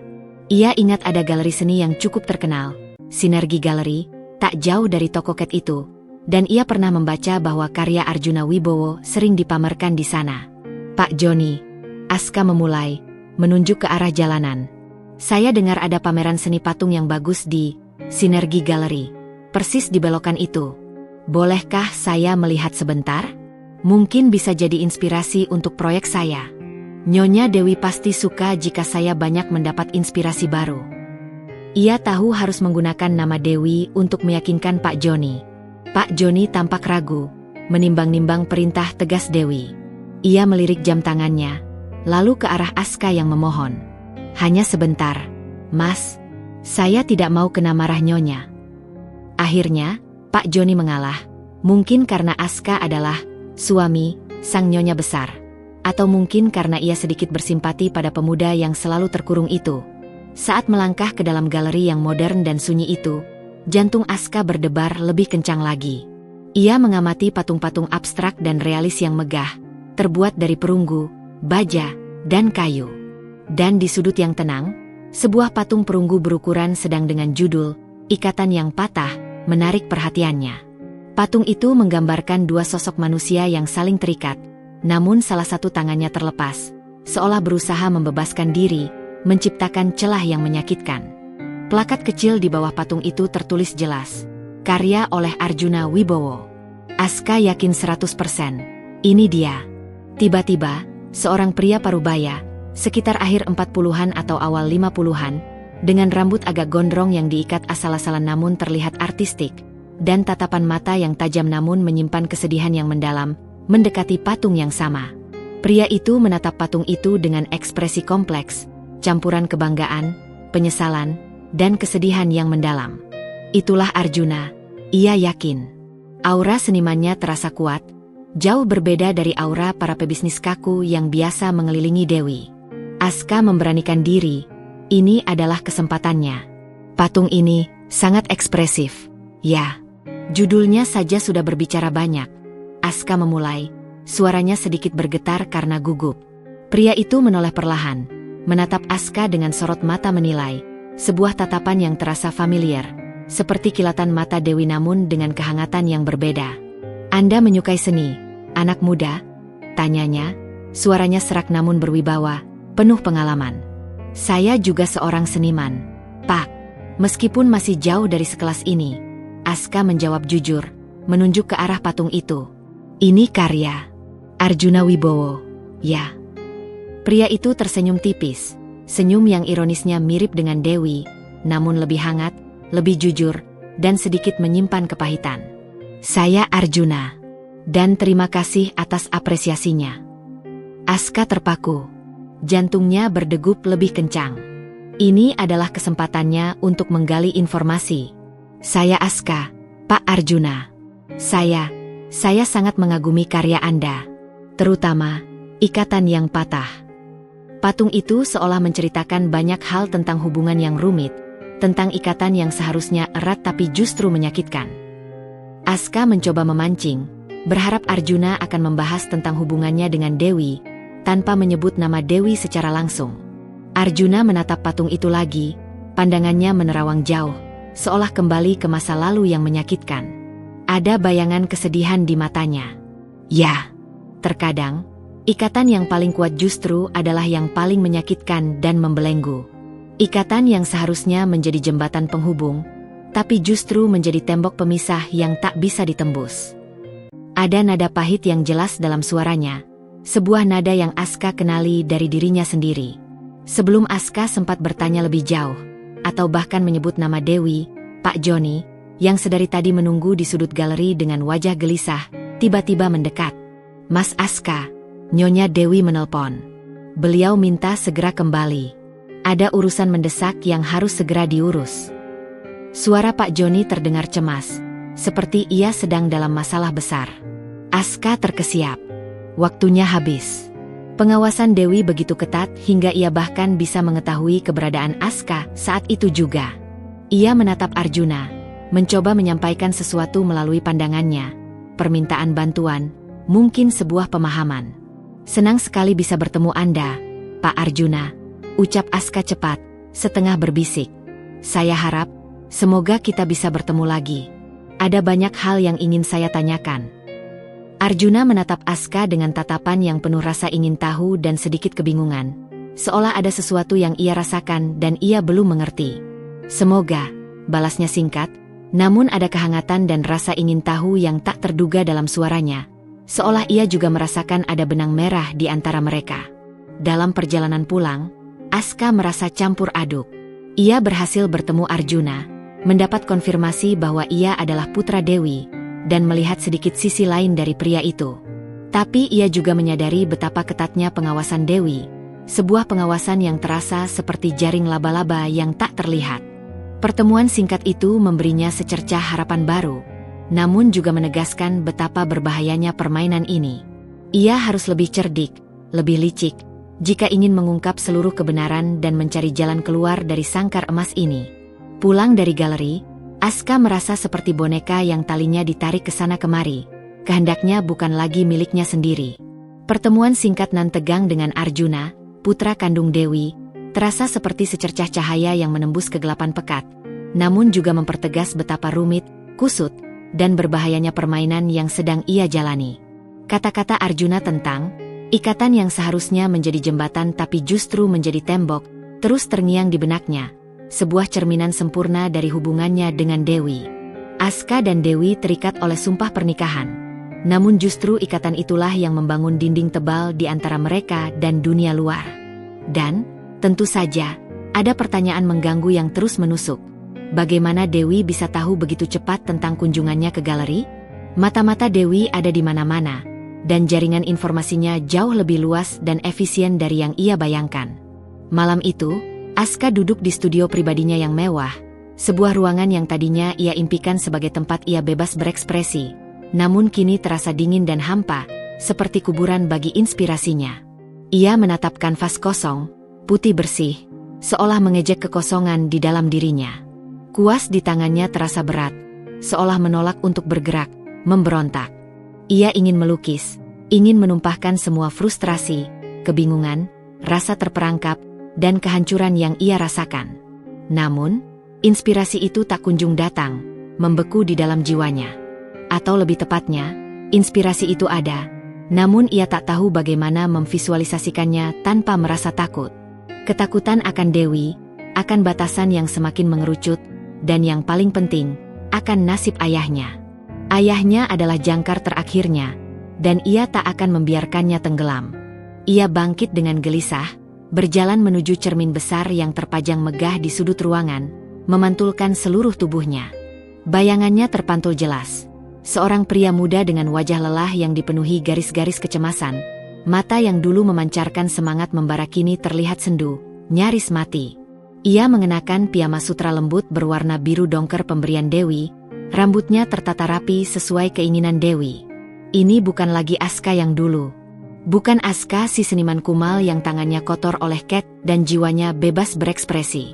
Ini adalah Aska, suami Dewi Astuti, sang konglomerat, sebuah nama yang terasa asing di lidahnya sendiri. Sebuah peran yang ia mainkan demi menyelamatkan ayahnya. Sebuah topeng yang kini mulai menyatu dengan kulitnya. "Siapa kau sekarang, Aska?" bisiknya pada pantulan di cermin. Suaranya terdengar asing di telinganya sendiri, seperti suara orang lain. Ia merasa dirinya terpecah belah, menjadi beberapa kepingan yang tak lagi menyatu. Satu sisi Aska ingin berontak, menjerit sekeras-kerasnya, melarikan diri sejauh mungkin dari sangkar emas ini, kembali ke kehidupannya yang sederhana namun bebas. Sisi lain, yang jauh lebih kuat, mengingatkannya pada wajah pucat ayahnya, pada napas tersengal yang dulu ia dengar setiap malam, pada biaya pengobatan yang tak terbayangkan. Ia telah membuat perjanjian dengan iblis, dan kini iblis itu menuntut lebih dari sekadar kontrak di atas kertas. Ia menuntut jiwa, kehendak, dan identitasnya. Konflik batinnya semakin memuncak, seperti ombak yang menghantam karang tanpa henti. Dulu, melukis adalah cara ia melarikan diri dari masalah, cara ia menuangkan setiap emosi yang berkecamuk di dadanya. Kini, bahkan alat pelarian itu pun terasa terkunci, dibelenggu. Setiap kali ia mencoba menggambar garis bebas, terbayang tatapan Dewi yang posesif, kata-katanya yang mendominasi, dan jaring-jaring pengawasan yang tak terlihat. Ia merasa kreativitasnya dibelenggu, semangat seninya mati suri, dan jiwanya perlahan terkikis habis. Ia seperti sebuah kanvas yang indah, namun dicoret-coret dengan paksa oleh tangan lain, kehilangan esensinya. Aska mulai meragukan setiap keputusannya. Apakah ia sudah melakukan hal yang benar dengan mengorbankan dirinya sendiri? Apakah ia sudah mengorbankan terlalu banyak, hingga tak ada lagi yang tersisa dari dirinya? Ia tahu ayahnya membaik, kini bahkan sudah bisa duduk dan mengobrol sedikit, dan itu adalah segalanya. Tapi ia merasa jiwanya mengering, seperti cat yang mengeras di palet yang terlupakan, tak bisa lagi digunakan. Ia teringat kata-kata Arjuna, ikatan yang seharusnya menjadi jembatan, tapi justru menjadi tembok. Patung, ikatan yang patah, yang ia lihat di galeri seolah meramalkan dan mewakili seluruh kehidupannya saat ini. Ia terikat dalam sebuah pernikahan, namun ikatan itu justru memisahkannya dari esensi dirinya, dari dunia yang ia kenal. Aska merasa seperti cermin yang pecah, setiap kepingnya memantulkan gambaran dirinya yang berbeda-beda, namun tak satu pun utuh. Seorang anak yang berbakti, seorang seniman yang terbelenggu, seorang suami yang tak bahagia, dan seorang tahanan di istana emas. Ketidakpastian itu mencekiknya, membuatnya sesak napas. Bagaimana jika ia tidak bisa keluar dari sini? Bagaimana jika Dewi tak pernah melepaskannya, bahkan setelah ayahnya sembuh total? Rahasia tentang perjanjian warisan yang ia baca di buku harian Dewi kembali menghantuinya, kini dengan lebih jelas dan menakutkan. Ia bukan sekadar suami yang bisa diceraikan, ia adalah alat untuk mengamankan harta Dewi, sebuah skenario yang jauh lebih menyeramkan daripada sekadar pernikahan tanpa cinta. Aska merasa takut. Ia takut kehilangan dirinya sepenuhnya dalam bayangan Dewi yang posesif, terkunci selamanya dalam peran yang bukan dirinya. Ia harus mencari tahu lebih banyak tentang Arjuna, tentang hubungan Arjuna dengan Dewi yang begitu kompleks, dan tentang misteri di balik niat sebenarnya Dewi. Hanya dengan begitu ia mungkin bisa menemukan kepingan dirinya yang hilang dan menyatukan kembali cermin yang pecah itu, atau setidaknya menemukan jalan keluar dari labirin ini. Setelah penemuan yang mengguncang dari buku harian Dewi, pikiran Aska tak pernah tenang sedetik pun. Rasanya seperti ada lebah yang berdengung keras di dalam kepalanya. Setiap kata yang ia baca terus berputar, membentuk labirin ketidakpastian.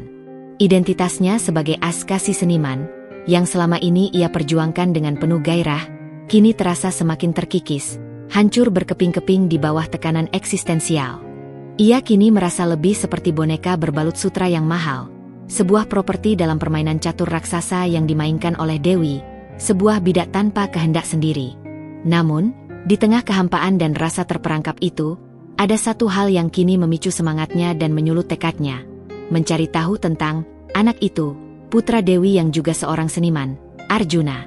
Aska yakin, Arjuna adalah kunci untuk memahami lebih jauh labirin mental Dewi yang rumit, dan mungkin mencari jalan keluar dari sangkar emas yang semakin terasa mencekik ini. Kesempatan emas itu datang beberapa hari kemudian. Dewi mengumumkan bahwa ia akan pergi ke luar negeri untuk urusan bisnis yang sangat penting, sebuah konferensi investasi yang akan memakan waktu seminggu penuh. Ini adalah kebebasan terbesar yang Aska rasakan sejak ia tinggal di istana megah ini. Ia bisa menjenguk ayahnya, Pak Surya, di rumah sakit tanpa pengawasan ketat, bahkan bisa mengobrol lebih santai dengan Rio di telepon, berbagi sedikit keluh kesahnya. Namun, yang terpenting dari semuanya, ini adalah kesempatan emas untuk menggali lebih dalam, membuka simpul-simpul rahasia yang mengikatnya. Aska memutuskan untuk melacak Arjuna secara lebih mendalam. Ia sudah punya nama galerinya, Sinergi Galeri, dan nama lengkapnya, Arjuna Wibowo. Dengan ponsel lama yang ia sembunyikan di sebuah kotak di apartemennya dulu, ponsel yang ia ambil secara diam-diam saat Dewi sibuk mempersiapkan keberangkatannya, Aska mulai mencari informasi di internet. Ia memulainya dengan mencari nama, Arjuna Wibowo Seniman. Hasil pencarian membanjiri layarnya. Beberapa artikel lama tentang pameran seni Arjuna yang sukses, wawancara mendalam tentang filosofi seninya, dan sebuah berita lama dari media massa daring yang menarik perhatiannya. Berita itu diterbitkan sekitar 10 tahun lalu, dan judulnya seketika membuat jantung Aska berdebar tak karuan. Sengketa warisan keluarga konglomerat Wibowo, putra tunggal tolak kekayaan, sang ibu ajukan gugatan hak asuh harta. Jantung Aska berdebar kencang, memompa darahnya dengan cepat. Wibowo, itu nama keluarga Dewi. Dan, putra tunggal, yang tolak kekayaan, pastilah Arjuna. Aska mulai membaca artikel itu dengan napas tertahan. Setiap kata terasa menamparnya, membuka matanya lebar-lebar. Menurut artikel yang sangat detail itu, Arjuna Wibowo, putra satu-satunya Dewi Astuti dan mendiang suaminya, Bapak Wibowo, menolak keras untuk mengambil alih bisnis keluarga Wibowo, sebuah jaringan hotel dan properti raksasa yang diwariskan dari pihak ayah, setelah lulus dari universitas seni terkemuka di luar negeri. Arjuna, yang memiliki jiwa bebas dan idealisme tinggi, bersikeras ingin mengejar karir sebagai seniman murni, sebuah pilihan yang sangat ditentang oleh Dewi. Konflik antara ibu dan anak itu memuncak ketika mendiang suami Dewi meninggal dunia. Dalam wasiatnya, sang suami meninggalkan sebagian besar warisan langsung kepada Arjuna, dengan harapan putranya akan meneruskan bisnis keluarga, atau setidaknya memegang kendali atas aset tersebut. Dewi, yang merasa sangat dikhianati oleh keputusan suaminya yang dianggap memanjakan Arjuna dan menghina kerja kerasnya dalam membangun kerajaan bisnis, menjadi murka. Ia mengajukan gugatan hak asuh atas aset yang diwariskan kepada Arjuna, dengan alasan bahwa Arjuna tidak cakap mengelola kekayaan sebesar itu dan akan menghamburkannya demi hobi seninya yang tidak jelas. Gugatan itu menjadi berita utama di mana-mana, disiarkan secara luas oleh media. Dewi memenangkan gugatan itu, meskipun dengan banyak perlawanan hukum yang sengit dan memakan waktu berbulan-bulan. Pengadilan memutuskan bahwa Dewi memiliki hak untuk mengelola sebagian besar aset warisan mendiang suaminya, terutama yang terkait dengan perusahaan, demi keberlangsungan bisnis dan alasan ketidakdewasaan Arjuna dalam hal keuangan. Arjuna tetap mendapatkan sebagian kecil dari warisan, sebuah jumlah yang ia gunakan untuk membangun karir seninya secara mandiri, namun ia sepenuhnya dipisahkan dari kendali atas aset keluarga yang besar. Sejak itu, hubungan ibu dan anak itu hancur total, menjadi jurang yang tak terjembatani. Arjuna memutuskan kontak, hidup mandiri sebagai seniman yang dihormati, dan menolak setiap tawaran rekonsiliasi yang datang dari Dewi. Aska menutup laptopnya perlahan, otaknya bekerja keras, menyatukan semua kepingan puzzle yang selama ini tersebar. Ini dia. Ini adalah kebenaran yang terkuak. Bukan sekadar kebenaran, melainkan inti dari seluruh obsesi Dewi. Sifat posesif Dewi, keinginannya untuk mengontrol setiap aspek kehidupan Aska, bukan hanya karena kecemburuan atau ketakutan kehilangan yang sederhana, melainkan berasal dari trauma mendalam akan pengkhianatan dan hilangnya kendali.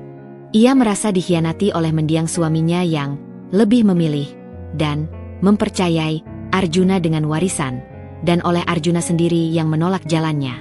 Ia kehilangan kendali atas putranya dan aset yang seharusnya ia warisi sepenuhnya. Oleh karena itu, Dewi ingin mengikat Aska. Aska, seorang seniman yang mirip dengan putranya dalam hal passion dan profesi, namun bisa ia kontrol penuh. Aska adalah Arjuna kedua, yang bisa ia bentuk sesuai keinginannya. Sebuah alat untuk membuktikan pada dirinya sendiri bahwa ia bisa memiliki kendali penuh atas seseorang, dan juga untuk mengamankan status warisannya dengan adanya suami yang sah dan patuh. Perjanjian pranikah yang ia baca di buku harian itu bukan hanya untuk melindungi hartanya dari Aska, tapi juga untuk mengukuhkan kekuasaannya dan mencegah Aska melarikan diri atau berkhianat seperti Arjuna. Ia adalah alat untuk membalas dendam pada takdir, pada putranya sendiri. Aska merasa mual. Perutnya bergejolak. Ia bukan suami yang dicintai atau dihargai. Ia adalah sandera. Sebuah boneka untuk memuaskan obsesi Dewi akan kendali, untuk menambal luka lamanya yang tak pernah sembuh, dan untuk menjadi simbol kemenangan Dewi atas kekalahan masa lalunya. Semua kemewahan yang mengelilinginya kini terasa seperti rantai yang sangat berat, mengikatnya pada takdir yang mengerikan. Ia telah jatuh ke dalam perangkap yang jauh lebih dalam dan kejam dari yang ia bayangkan. Keesokan harinya, Aska memberanikan diri. Ia tahu di mana studio pribadi Arjuna berada dari alamat yang ia temukan di salah satu artikel. Ia harus berbicara dengan pria itu, mencari tahu apa lagi yang tersembunyi, dan mungkin mencari bantuan. Ini bukan lagi hanya tentang menyelamatkan ayahnya. Ini tentang menyelamatkan dirinya sendiri dari kehancuran total. Pagi itu, udara di istana Dewi terasa dingin dan berat, seperti sebelum badai besar. Aska bangun dengan tekad bulat. Setelah semua yang ia temukan, ia tidak bisa lagi berpura-pura. Ia tidak bisa lagi menjadi boneka yang diatur, apalagi setelah menyadari bahwa dirinya adalah alat untuk memuaskan obsesi Dewi akan kontrol dan melukai putranya sendiri. Ayahnya memang membaik, namun Aska merasa ia kehilangan dirinya sendiri, dan ia tidak bisa membiarkan itu berlanjut. Ia berencana menemui Arjuna hari itu juga. Namun, takdir punya rencana lain. Saat Aska turun untuk sarapan, Dewi sudah duduk di meja makan, memegang tablet di tangannya. Ekspresinya tenang, terlalu tenang, yang justru membuat Aska merasa firasat buruk. "Selamat pagi, Mas Aska," sapa Dewi, senyum tipisnya melayang. "Kudengar kau sempat mampir ke Sinergi Galeri kemarin lusa. Menarik sekali, ya, seleramu sekarang." Jantung Aska berdebar kencang. Jadi, Dewi memang tahu. Pengawasannya begitu mutlak. Aska mencoba menyembunyikan keterkejutannya. "Ah, iya, Tante. Hanya lewat saja, melihat-lihat. Kebetulan ada pameran yang menarik." "Menarik, ya?" Dewi meletakkan tabletnya di meja. Tatapannya kini mengunci mata Aska. Sebuah patung berjudul Ikatan yang Patah, karya seorang seniman bernama Arjuna Wibowo. "Kau tahu, Aska, nama itu tidak asing bagiku. Sangat tidak asing. Aska tahu ini adalah saatnya. Tidak ada gunanya berbohong lagi. Ia sudah menemukan cukup banyak kebenaran. Ya, Tante. Saya tahu itu putra Tante. Dan saya sudah membaca tentang kasus warisan Tante di internet. Saya tahu kenapa Tante melakukan ini padaku. Suara Aska terdengar lebih kuat dari yang ia duga. Senyum di bibir Dewi menghilang. Wajahnya mengeras, berubah dingin seperti es. Kau membaca apa, Aska? Kau lancang sekali masuk ke ranah pribadiku. Saya tidak masuk ke ranah pribadi Tante. Saya hanya mencari tahu mengapa hidup saya tiba-tiba berubah menjadi begini. Aska berdiri, kedua tangannya mengepal di samping tubuh. Emosi yang selama ini ia pendam meledak. Tante bilang ini demi ayahku, tapi ini lebih dari itu, kan? Tante menjadikan saya alat untuk membalas dendam pada putra Tante sendiri. Saya bukan suami Tante, saya hanya boneka. Gantinya Arjuna. Mata Dewi membelalak, kemarahan berkilat di sana. Sebuah tamparan keras mendarat di pipi Aska. Suara tamparan itu nyaring memecah keheningan ruang makan. Aska terhuyung mundur, pipinya panas dan perih. Jaga bicaramu, Aska. Kau pikir siapa dirimu sekarang? Kau itu bukan siapa-siapa tanpa aku. Teriak Dewi, suaranya melengking. Wajahnya memerah padam. Kau adalah suamiku. Aku yang memberimu segalanya. Aku yang menyelamatkan ayahmu. Kau pikir kau bisa seenaknya menghakimiku setelah semua yang sudah kuberi? Menyelamatkan? Atau membelenggu? Balas Aska, mengabaikan rasa sakit di pipinya. Tante menjadikan saya sandera. Semua kemewahan ini adalah penjara. Tante tidak menginginkan suami. Tante menginginkan kepatuhan. Tante tidak ingin warisan Tante jatuh ke tangan yang salah. Tante ingin punya kendali mutlak. Tante takut dikhianati lagi. Napas Dewi tersengal-sengal. Rahang-rahangnya mengeras. Ia menunjuk Aska dengan jari gemetar. Kau tidak tahu apa-apa. Kau tidak tahu bagaimana rasanya dikhianati oleh darah dagingmu sendiri. Oleh suamiku sendiri. Arjuna menghancurkan semua impianku. Aska. Dia menolak semua yang sudah kubangun. Dia memilih seni kotornya daripada nama keluarga. Dan kau mirip dengannya. Aku hanya ingin memastikan kali ini aku tidak kehilangan kendali. Jadi saya hanya proyek baru Tante? Percobaan untuk melihat apakah Tante bisa mengendalikan orang lain seperti boneka. Ini gila, Tante. Ini tidak adil. Saya punya hidup saya sendiri. Saya punya mimpi. Aska tidak peduli lagi. Semua amarah dan frustrasi yang selama ini ia pendam kini mengalir deras. Saya tahu Tante punya masalah dengan Arjuna. Tapi jangan gunakan saya untuk menyelesaikan masalah itu. Saya bukan Arjuna. Air mata mulai mengalir di pipi Dewi, bercampur dengan kemarahan. Ia tampak rapuh, namun matanya tetap memancarkan kobaran api. Kau tidak akan pergi kemana-mana, Aska. Kau sudah menandatangani kontrak. Kau terikat. Ayahmu akan tetap diurus, tapi kau akan tetap di sini. Sampai aku memutuskan kau sudah cukup berguna. Tidak. Aska berteriak, suaranya memenuhi seluruh ruangan. Saya tidak akan menjadi boneka Tante lagi. Saya akan pergi. Saya akan temui Arjuna. Saya akan ceritakan semuanya. Dan saya akan mencari cara untuk melepaskan diri dari pernikahan gila ini. Dewi terhuyung mundur. Wajahnya memucat pasi. Kata-kata Aska tentang menemui Arjuna dan menceritakan semuanya tampaknya menjadi titik terlemahnya. Mata Dewi kini dipenuhi campuran amarah, ketakutan, dan keputusasaan yang mengerikan. Badai telah pecah di Istana Emas. Suara tamparan itu masih menggema di telinga Aska, namun rasa perih di pipinya tak seberapa dibandingkan dengan gejolak di hatinya. Konfrontasi dengan Dewi telah meledak, memecahkan ilusi keharmonisan yang selama ini mereka paksakan. Setelah teriakan dan tuduhan saling dilontarkan, keheningan yang mencekam meliputi ruang makan, hanya dipecahkan oleh napas Dewi yang tersengal dan Aska yang masih berdiri tegak, meski tubuhnya sedikit bergetar. Dewi menatap Aska dengan mata berkaca-kaca, namun di sana masih tersisa kobaran api amarah. Ia seperti singa betina terluka yang siap menerkam. Kau tidak akan pernah bisa pergi, Aska, desis Dewi, suaranya rendah dan penuh ancaman. Kau terikat oleh kontrak. Dan ingat, ayahmu ada di bawah perawatanku. Jika kau berani melakukan langkah bodoh, aku bisa menarik semua dukunganku. Kalimat itu, yang tadinya menjadi penyelamat, kini menjadi belenggu paling kejam. Ancaman Dewi itu nyata, dan Aska tahu ia tidak bisa meremehkannya.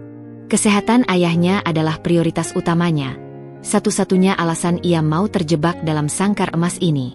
Ia telah melihat bagaimana ayahnya membaik, dan ia tidak akan pernah mau mengambil risiko itu. Aska mundur selangkah, menelan ludah pahit. Ia ingin berteriak, ingin melawan, namun bayangan ayahnya yang kembali terbaring lemah membekukan niatnya. Tante tidak bisa mengancamku seperti itu, ucap Aska, mencoba menenangkan suaranya, meskipun hatinya menjerit. Dewi tertawa sinis, tawa yang tidak sampai ke matanya. Oh, aku bisa, Aska. Sangat bisa. Kau tidak tahu seberapa jauh aku bisa pergi untuk melindungi apa yang kumiliki. Dan sekarang, kau adalah milikku. Dewi membenarkan posisi duduknya, kembali menunjukkan dominasinya. Sekarang, makanlah sarapanmu. Dan lupakan omong kosong tentang pergi menemui Arjuna. Aku tidak akan mengizinkannya. Aska tahu ia kalah dalam pertarungan ini, setidaknya untuk saat ini. Ia duduk kembali di kursinya, namun nafsu makannya sudah hilang sepenuhnya. Sarapan mewah di hadapannya terasa seperti pasir di lidah. Ia hanya bisa menunduk, membiarkan kemarahan dan frustrasi merayapi setiap sel tubuhnya. Beberapa hari setelah insiden itu, suasana di istana menjadi lebih tegang dari sebelumnya. Dewi tidak lagi mencoba bersikap ramah atau basa-basi. Ia menjaga jarak, namun pengawasannya menjadi semakin ketat. Aska merasa seperti tikus di dalam labirin yang terus menyempit. Setiap panggilan teleponnya dipantau, setiap langkahnya diikuti oleh para pelayan yang kini tampak lebih waspada. Ia bahkan mendengar desas-desus bahwa Dewi telah menambah jumlah petugas keamanan di luar rumah. Aska mencoba menghubungi Rio beberapa kali, namun panggilannya selalu dialihkan, atau Rio tidak mengangkatnya. Ia khawatir Dewi telah mengintervensi, mungkin mengancam Rio atau keluarganya. Aska merasa terisolasi sepenuhnya. Di tengah semua tekanan itu, ia menerima kabar baik dari rumah sakit. Kondisi Pak Surya semakin stabil, dan dokter bahkan mulai membicarakan kemungkinan Pak Surya bisa dipindahkan kembali ke rumah, meskipun masih memerlukan perawatan dan pengawasan intensif. Aska tahu ini adalah hasil dari pengorbanannya. Tapi kebahagiaan itu bercampur dengan rasa pahit. Malam harinya, Aska duduk di balkon kamarnya, menatap bintang-bintang di langit Jakarta. Ia merenungkan pilihannya yang sulit.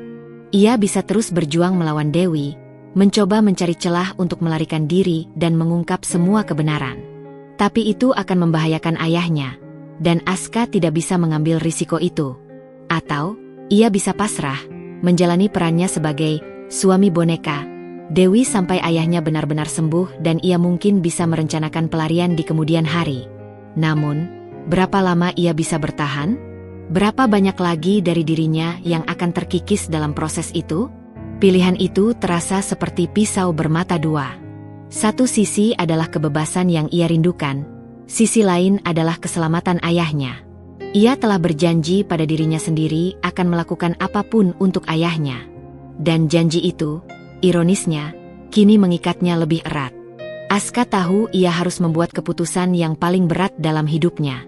Ia harus memilih, terus melawan dan mempertaruhkan segalanya, atau tunduk sementara demi orang yang paling ia cintai. Pagi demi pagi berganti, Aska menjalani harinya di istana Dewi dengan perasaan campur aduk. Ancaman Dewi tentang kesehatan ayahnya bukan gertakan kosong.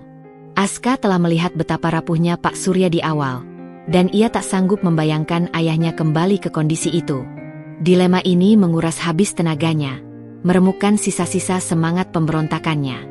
Beberapa hari setelah konfrontasi sengit itu, Aska membuat keputusan yang paling menyakitkan. Ia akan mengalah. Ini bukan pengakuan kekalahan, melainkan gencatan senjata sementara. Ia akan memainkan peran yang diinginkan Dewi, memenuhi harapan wanita itu, hingga ayahnya benar-benar pulih dan bisa kembali ke rumah. Baru setelah itu, Aska akan merencanakan langkah selanjutnya. Ini adalah taruhan besar, mempertaruhkan kewarasannya sendiri demi keselamatan ayahnya. Ia mulai bersikap lebih patuh. Saat Dewi menyuruhnya mengenakan setelan jas untuk acara makan malam bisnis, ia tak lagi protes. Ketika Dewi memintanya menemani ke acara amal yang membosankan, ia datang dengan senyum dipaksakan. Aska bahkan mulai berusaha melukis lagi, namun bukan untuk dirinya sendiri, melainkan untuk menyenangkan Dewi. Ia memilih subjek-subjek yang disukai Dewi, pemandangan abstrak yang bersih, potret elegan, bukan lagi ekspresi jiwanya yang bergejolak. Lukisan-lukisan itu memang indah, namun terasa kosong, tanpa emosi. Dewi tampak puas, dan itu memberinya sedikit ruang bernapas. Pengawasan tetap ketat, namun kini Aska sudah lebih cerdik. Ia belajar mengamati celah-celah kecil dalam rutinitas Dewi dan para pengawalnya. Ia mempelajari jadwal mereka, mencari momen-momen lengah. Ponsel lamanya, yang tersembunyi dengan baik, menjadi satu-satunya jembatan rahasianya dengan dunia luar. Ia hanya menggunakannya untuk berkomunikasi dengan Rio, yang kini sudah tahu sebagian kecil dari kisah Aska yang mengerikan. "Rio, aku butuh bantuanmu," bisik Aska suatu malam, saat ia tahu semua orang di rumah sudah tidur lelap. "Aku butuh informasi lebih banyak tentang Arjuna. Setiap detail yang kau tahu. Dan juga, bisakah kau cari tahu tentang perusahaan hukum yang menangani kasus warisan Dewi 10 tahun lalu?"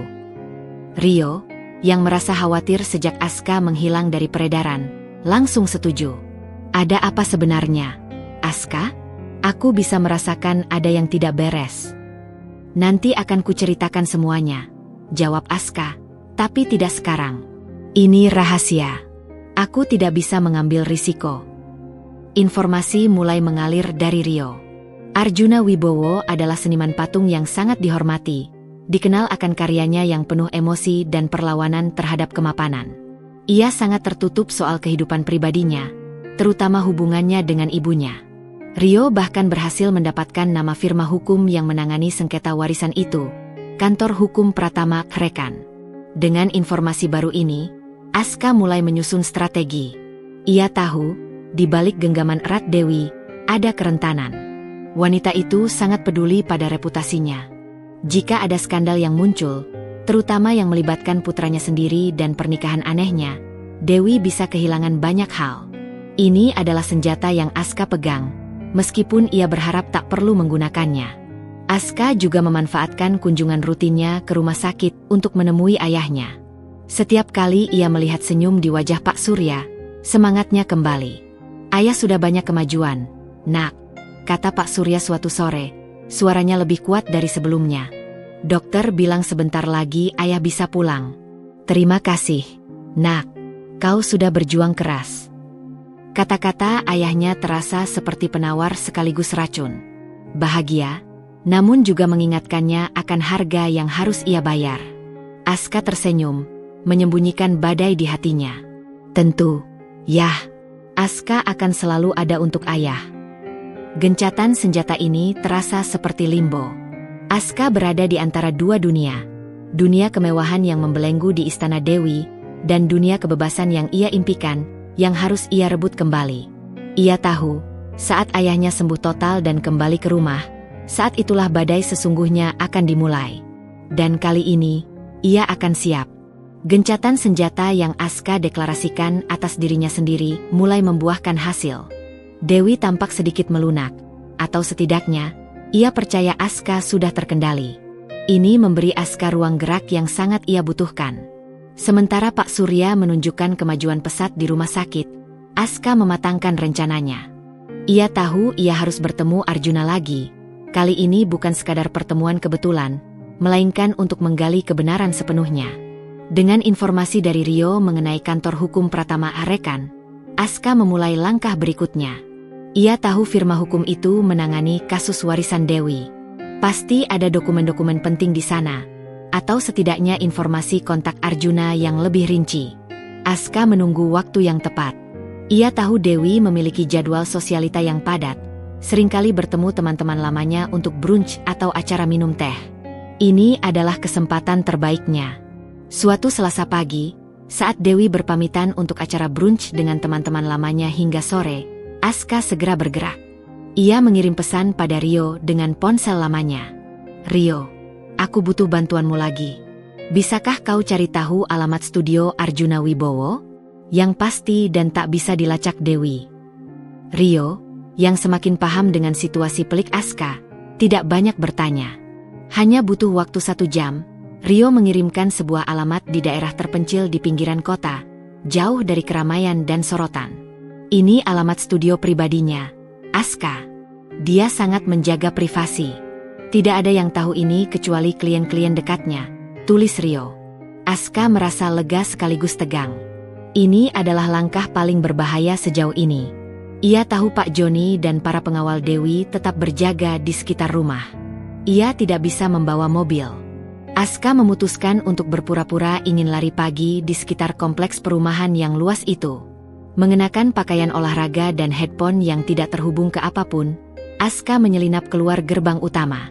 Ia berlari santai beberapa blok jauhnya, menjauh dari pandangan kamera CCTV rumah Dewi.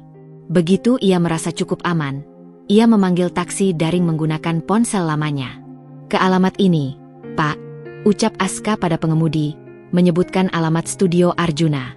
Ia membayar tunai, tidak ingin ada jejak digital. Perjalanan terasa sangat panjang. Jantungnya berdebar tak karuan. Ia membayangkan skenario terburuk. Dewi entah bagaimana mengetahui rencananya dan sudah menunggu di studio Arjuna, atau Arjuna menolak bertemu dengannya, atau bahkan mengusirnya. Akhirnya, taksi berhenti di depan sebuah bangunan tua berdinding bata merah, tersembunyi di balik pepohonan rindang. Tidak ada tanda-tanda mencolok, hanya sebuah papan kayu kecil bertuliskan, Arjuna Wibowo, Studio Seni. Aska menarik napas dalam-dalam, mencoba menenangkan diri. Ia mengetuk pintu kayu yang berat. Beberapa saat kemudian, pintu terbuka. Arjuna berdiri di ambang pintu, mengenakan kaos belepotan cat dan celana jeans, rambut gondrongnya diikat acak-acakan. Ia menatap Aska dengan sorot mata terkejut. "Kau, Aska, kan? Ada apa kau kemari?" Ada sedikit keraguan dalam suaranya. "Pak Arjuna, saya harus bicara dengan Anda. Ini sangat penting." Tentang Dewi," ucap Aska, suaranya pelan namun penuh urgensi. Arjuna menghela napas panjang, seolah mengerti tanpa perlu banyak penjelasan. Ia mengamati ekspresi Aska, melihat keputusasaan dan ketegangan yang terpancar jelas. "Masuklah," katanya, akhirnya menggeser tubuhnya memberi jalan. Aska melangkah masuk. Studio itu dipenuhi dengan patung-patung setengah jadi, sketsa-sketsa di dinding, dan aroma khas tanah liat, kayu, serta cat. Suasananya berantakan namun hidup, sangat kontras dengan istana Dewi yang steril dan tanpa jiwa. Arjuna menunjuk ke sebuah kursi tua di sudut. "Silakan duduk. Ada apa sebenarnya, Aska? Aku tahu ada yang tidak beres sejak kita bertemu di galeri." Arjuna duduk di seberangnya, menatap Aska dengan serius. Aska tidak membuang waktu. Ia menceritakan semuanya, tentang bagaimana Dewi datang menawarinya pernikahan, kondisinya yang terdesak karena ayah sakit, perjanjian di atas kertas, dan yang paling penting, semua yang ia temukan di buku harian Dewi dan artikel berita lama itu. Ia menceritakan bagaimana ia merasa menjadi pion dalam permainan Dewi, bagaimana kebebasannya direnggut, dan bagaimana ancaman Dewi terhadap ayahnya mengikatnya. Arjuna mendengarkan dengan saksama, wajahnya yang awalnya tegang kini melunak menjadi ekspresi kesedihan yang mendalam. Sesekali mengangguk, seolah sudah tahu sebagian besar cerita itu. Saat Aska selesai, keheningan menyelimuti ruangan. Hanya suara bisikan angin dari luar dan aroma tanah liat yang memenuhi studio.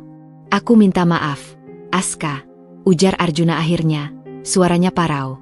"Aku tahu ibu. Ibu bisa sangat kejam ketika dia merasa dikhianati atau kehilangan kendali. Aku juga mengalaminya." "Jadi, semua yang saya temukan itu benar?" tanya Aska, memastikan. "Dia menjadikan saya alat untuk membalas dendam pada Anda? Untuk membuktikan dia bisa punya kendali atas seseorang seperti Anda?" Arjuna menghela napas. "Lebih dari itu, Aska. Ibu percaya, dia harus memiliki kendali penuh atas segalanya, terutama setelah ayah meninggal dan sebagian besar warisan jatuh padaku. Dia merasa dipermalukan dan dikhianati. Dia mencabut hakku atas perusahaan, melarangku menyentuh warisan ayah. Baginya, seni adalah kegilaan, penghalang bagi kekuasaan. Dan kau adalah simbol baginya bahwa dia bisa memiliki seniman seperti diriku, membentukmu, mengendalikanmu, agar tidak berkhianat seperti yang dia anggap kulakukan. Aska mengepalkan tangannya. Rasa jijik dan amarah menyelimuti dirinya. Lalu, apa yang harus saya lakukan, Pak Arjuna? Saya terikat. Ayah saya masih dalam perawatannya. Arjuna menatap Aska dengan empati. Aku tidak bisa memaksamu untuk berjuang, Aska. Tapi aku bisa memberimu jalan. Ada celah dalam perjanjian ibu yang mungkin bisa kita manfaatkan. Sebuah celah yang sangat kecil, tapi ada. Ini akan berisiko, tapi mungkin ini satu-satunya cara bagimu untuk keluar dari sana dan tetap memastikan ayahmu aman. Harapan kembali menyala di dada Aska. Sebuah celah. Itu adalah hal yang ia butuhkan. Ia tahu, pertarungannya belum berakhir, justru baru dimulai. Kata-kata Arjuna tentang celah dalam perjanjian terasa seperti embusan angin segar bagi Aska, menyingkirkan awan tebal keputusasaan yang menyelimutinya. Ada harapan. Jantungnya berdebar kencang, bukan karena ketakutan, melainkan karena kemungkinan sebuah jalan keluar. Celah apa, Pak Arjuna? Aska bertanya, mencondongkan tubuh ke depan, matanya penuh harap. Arjuna menghela napas panjang, menatap patung-patung di sekelilingnya sejenak, seolah sedang memikirkan strategi. Ibu memang licik, Aska. Dia memastikan perjanjian pranikah itu mengikatmu sekuat mungkin. Tapi ada satu hal yang tidak bisa dia kontrol sepenuhnya, citranya di mata publik. Aska mengerutkan kening. Citranya? Ya, ibu sangat peduli pada reputasinya sebagai konglomerat yang dermawan dan berintegritas tinggi, jelas Arjuna. Dia tidak ingin ada skandal yang mencoreng namanya, terutama yang berkaitan dengan keluarga atau pernikahan. Jadi, Anda mengusulkan saya membuat skandal? Tanya Aska, sedikit ragu. Ia membayangkan drama yang akan terjadi. Arjuna menggeleng. Bukan skandal kosong, Aska, tapi publikasi yang terkontrol. Sebuah narasi yang membuat ibu tidak punya pilihan selain melepaskanmu, demi menjaga nama baiknya sendiri. Ia berjalan mendekati sebuah patung setengah jadi, memegang pahatnya. Perjanjian pranikahmu pasti sangat ketat. Tapi jika ada bukti kuat bahwa pernikahan ini adalah rekayasa, atau bahkan pemaksaan, yang diketahui publik luas, ibu akan hancur. Saham perusahaannya bisa anjlok, reputasinya sebagai pengusaha etis akan hancur.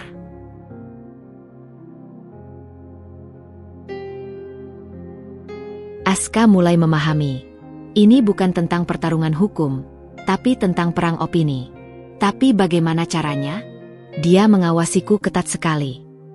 Disitulah letak celahnya, lanjut Arjuna, menoleh ke Aska. Perjanjian pranikah yang ia susun dulu untukku juga sangat ketat. Tapi ada satu pasal yang menjadi penyelamatku, dan kurasa itu juga ada di perjanjianmu. Pasal tentang integritas dan citra publik keluarga. Jika salah satu pihak melakukan tindakan yang secara signifikan merusak citra publik atau integritas keluarga, perjanjian itu bisa ditinjau ulang atau bahkan dibatalkan oleh pihak yang merasa dirugikan, demi menjaga nama baik keluarga. Artinya, jika saya membuat dia terlihat buruk di mata publik. Aska menyimpulkan. Tepat, potong Arjuna. Tapi harus cerdik. Kita tidak bisa langsung menuduhnya. Kita butuh bukti yang tidak terbantahkan dan narasi yang kuat. Dan yang terpenting, ini harus dilakukan saat posisimu kuat, atau setidaknya, saat ayahmu sudah aman. Ayahku akan dipindahkan ke rumah dalam beberapa minggu, ucap Aska. Ini mungkin kesempatan terbaik. Arjuna mengangguk. Bagus. Kita punya waktu. Rencananya begini. Pertama, kita butuh bukti pernikahan ini adalah rekayasa dan kamu terpaksa. Rekaman, pesan, atau saksi. Kedua, kita perlu media yang tepat, media yang berani dan bisa dipercaya, yang tidak takut dengan pengaruh Dewi. Ketiga, kita harus menyusun narasi yang kuat dan simpatik untukmu. Aska memikirkan tantangan ini. Bukti? Pesan-pesan di ponselnya sudah diawasi. Rekaman? Sulit tanpa ketahuan. Saksi? Hanya Bibiati. Dan ia ragu Bibiati akan berani melawan Dewi. Ini sulit, Pak Arjuna. Dia sangat cerdik. Aku tahu, Arjuna mengangguk. Tapi kita harus mencoba. Ingat, Aska, dia memiliki kendali penuh atas hidupmu karena kamu memberikannya. Kini saatnya kamu mengambilnya kembali. Aku bisa membantumu dengan koneksiku di media. Aku punya beberapa kenalan jurnalis investigatif yang tidak gentar menghadapi konglomerat. Rencana itu mulai terbentuk di benak Aska. Ini adalah pertarungan yang berisiko. Mungkin bisa menghancurkan reputasi Dewi, tapi juga berpotensi menghancurkan Aska sendiri jika gagal. Namun, ini adalah satu-satunya jalan keluar. Ia tidak bisa hidup dalam sangkar emas itu selamanya. Kita butuh satu bukti yang tak terbantahkan. Aska merenung. Sesuatu yang membuat dia tidak bisa mengelak. Ia teringat percakapannya dengan Dewi di ruang makan, saat Dewi mengakui semua motifnya. Itu rekaman emas. Tapi ia tidak merekamnya. Aku akan mencoba mencari cara untuk mendapatkan bukti. Aska bertekad. Tapi bagaimana dengan ayahku? Aku tidak mau dia kenapa-kenapa. Itu prioritas utama, tegas Arjuna. Aku akan menyiapkan tim hukumku.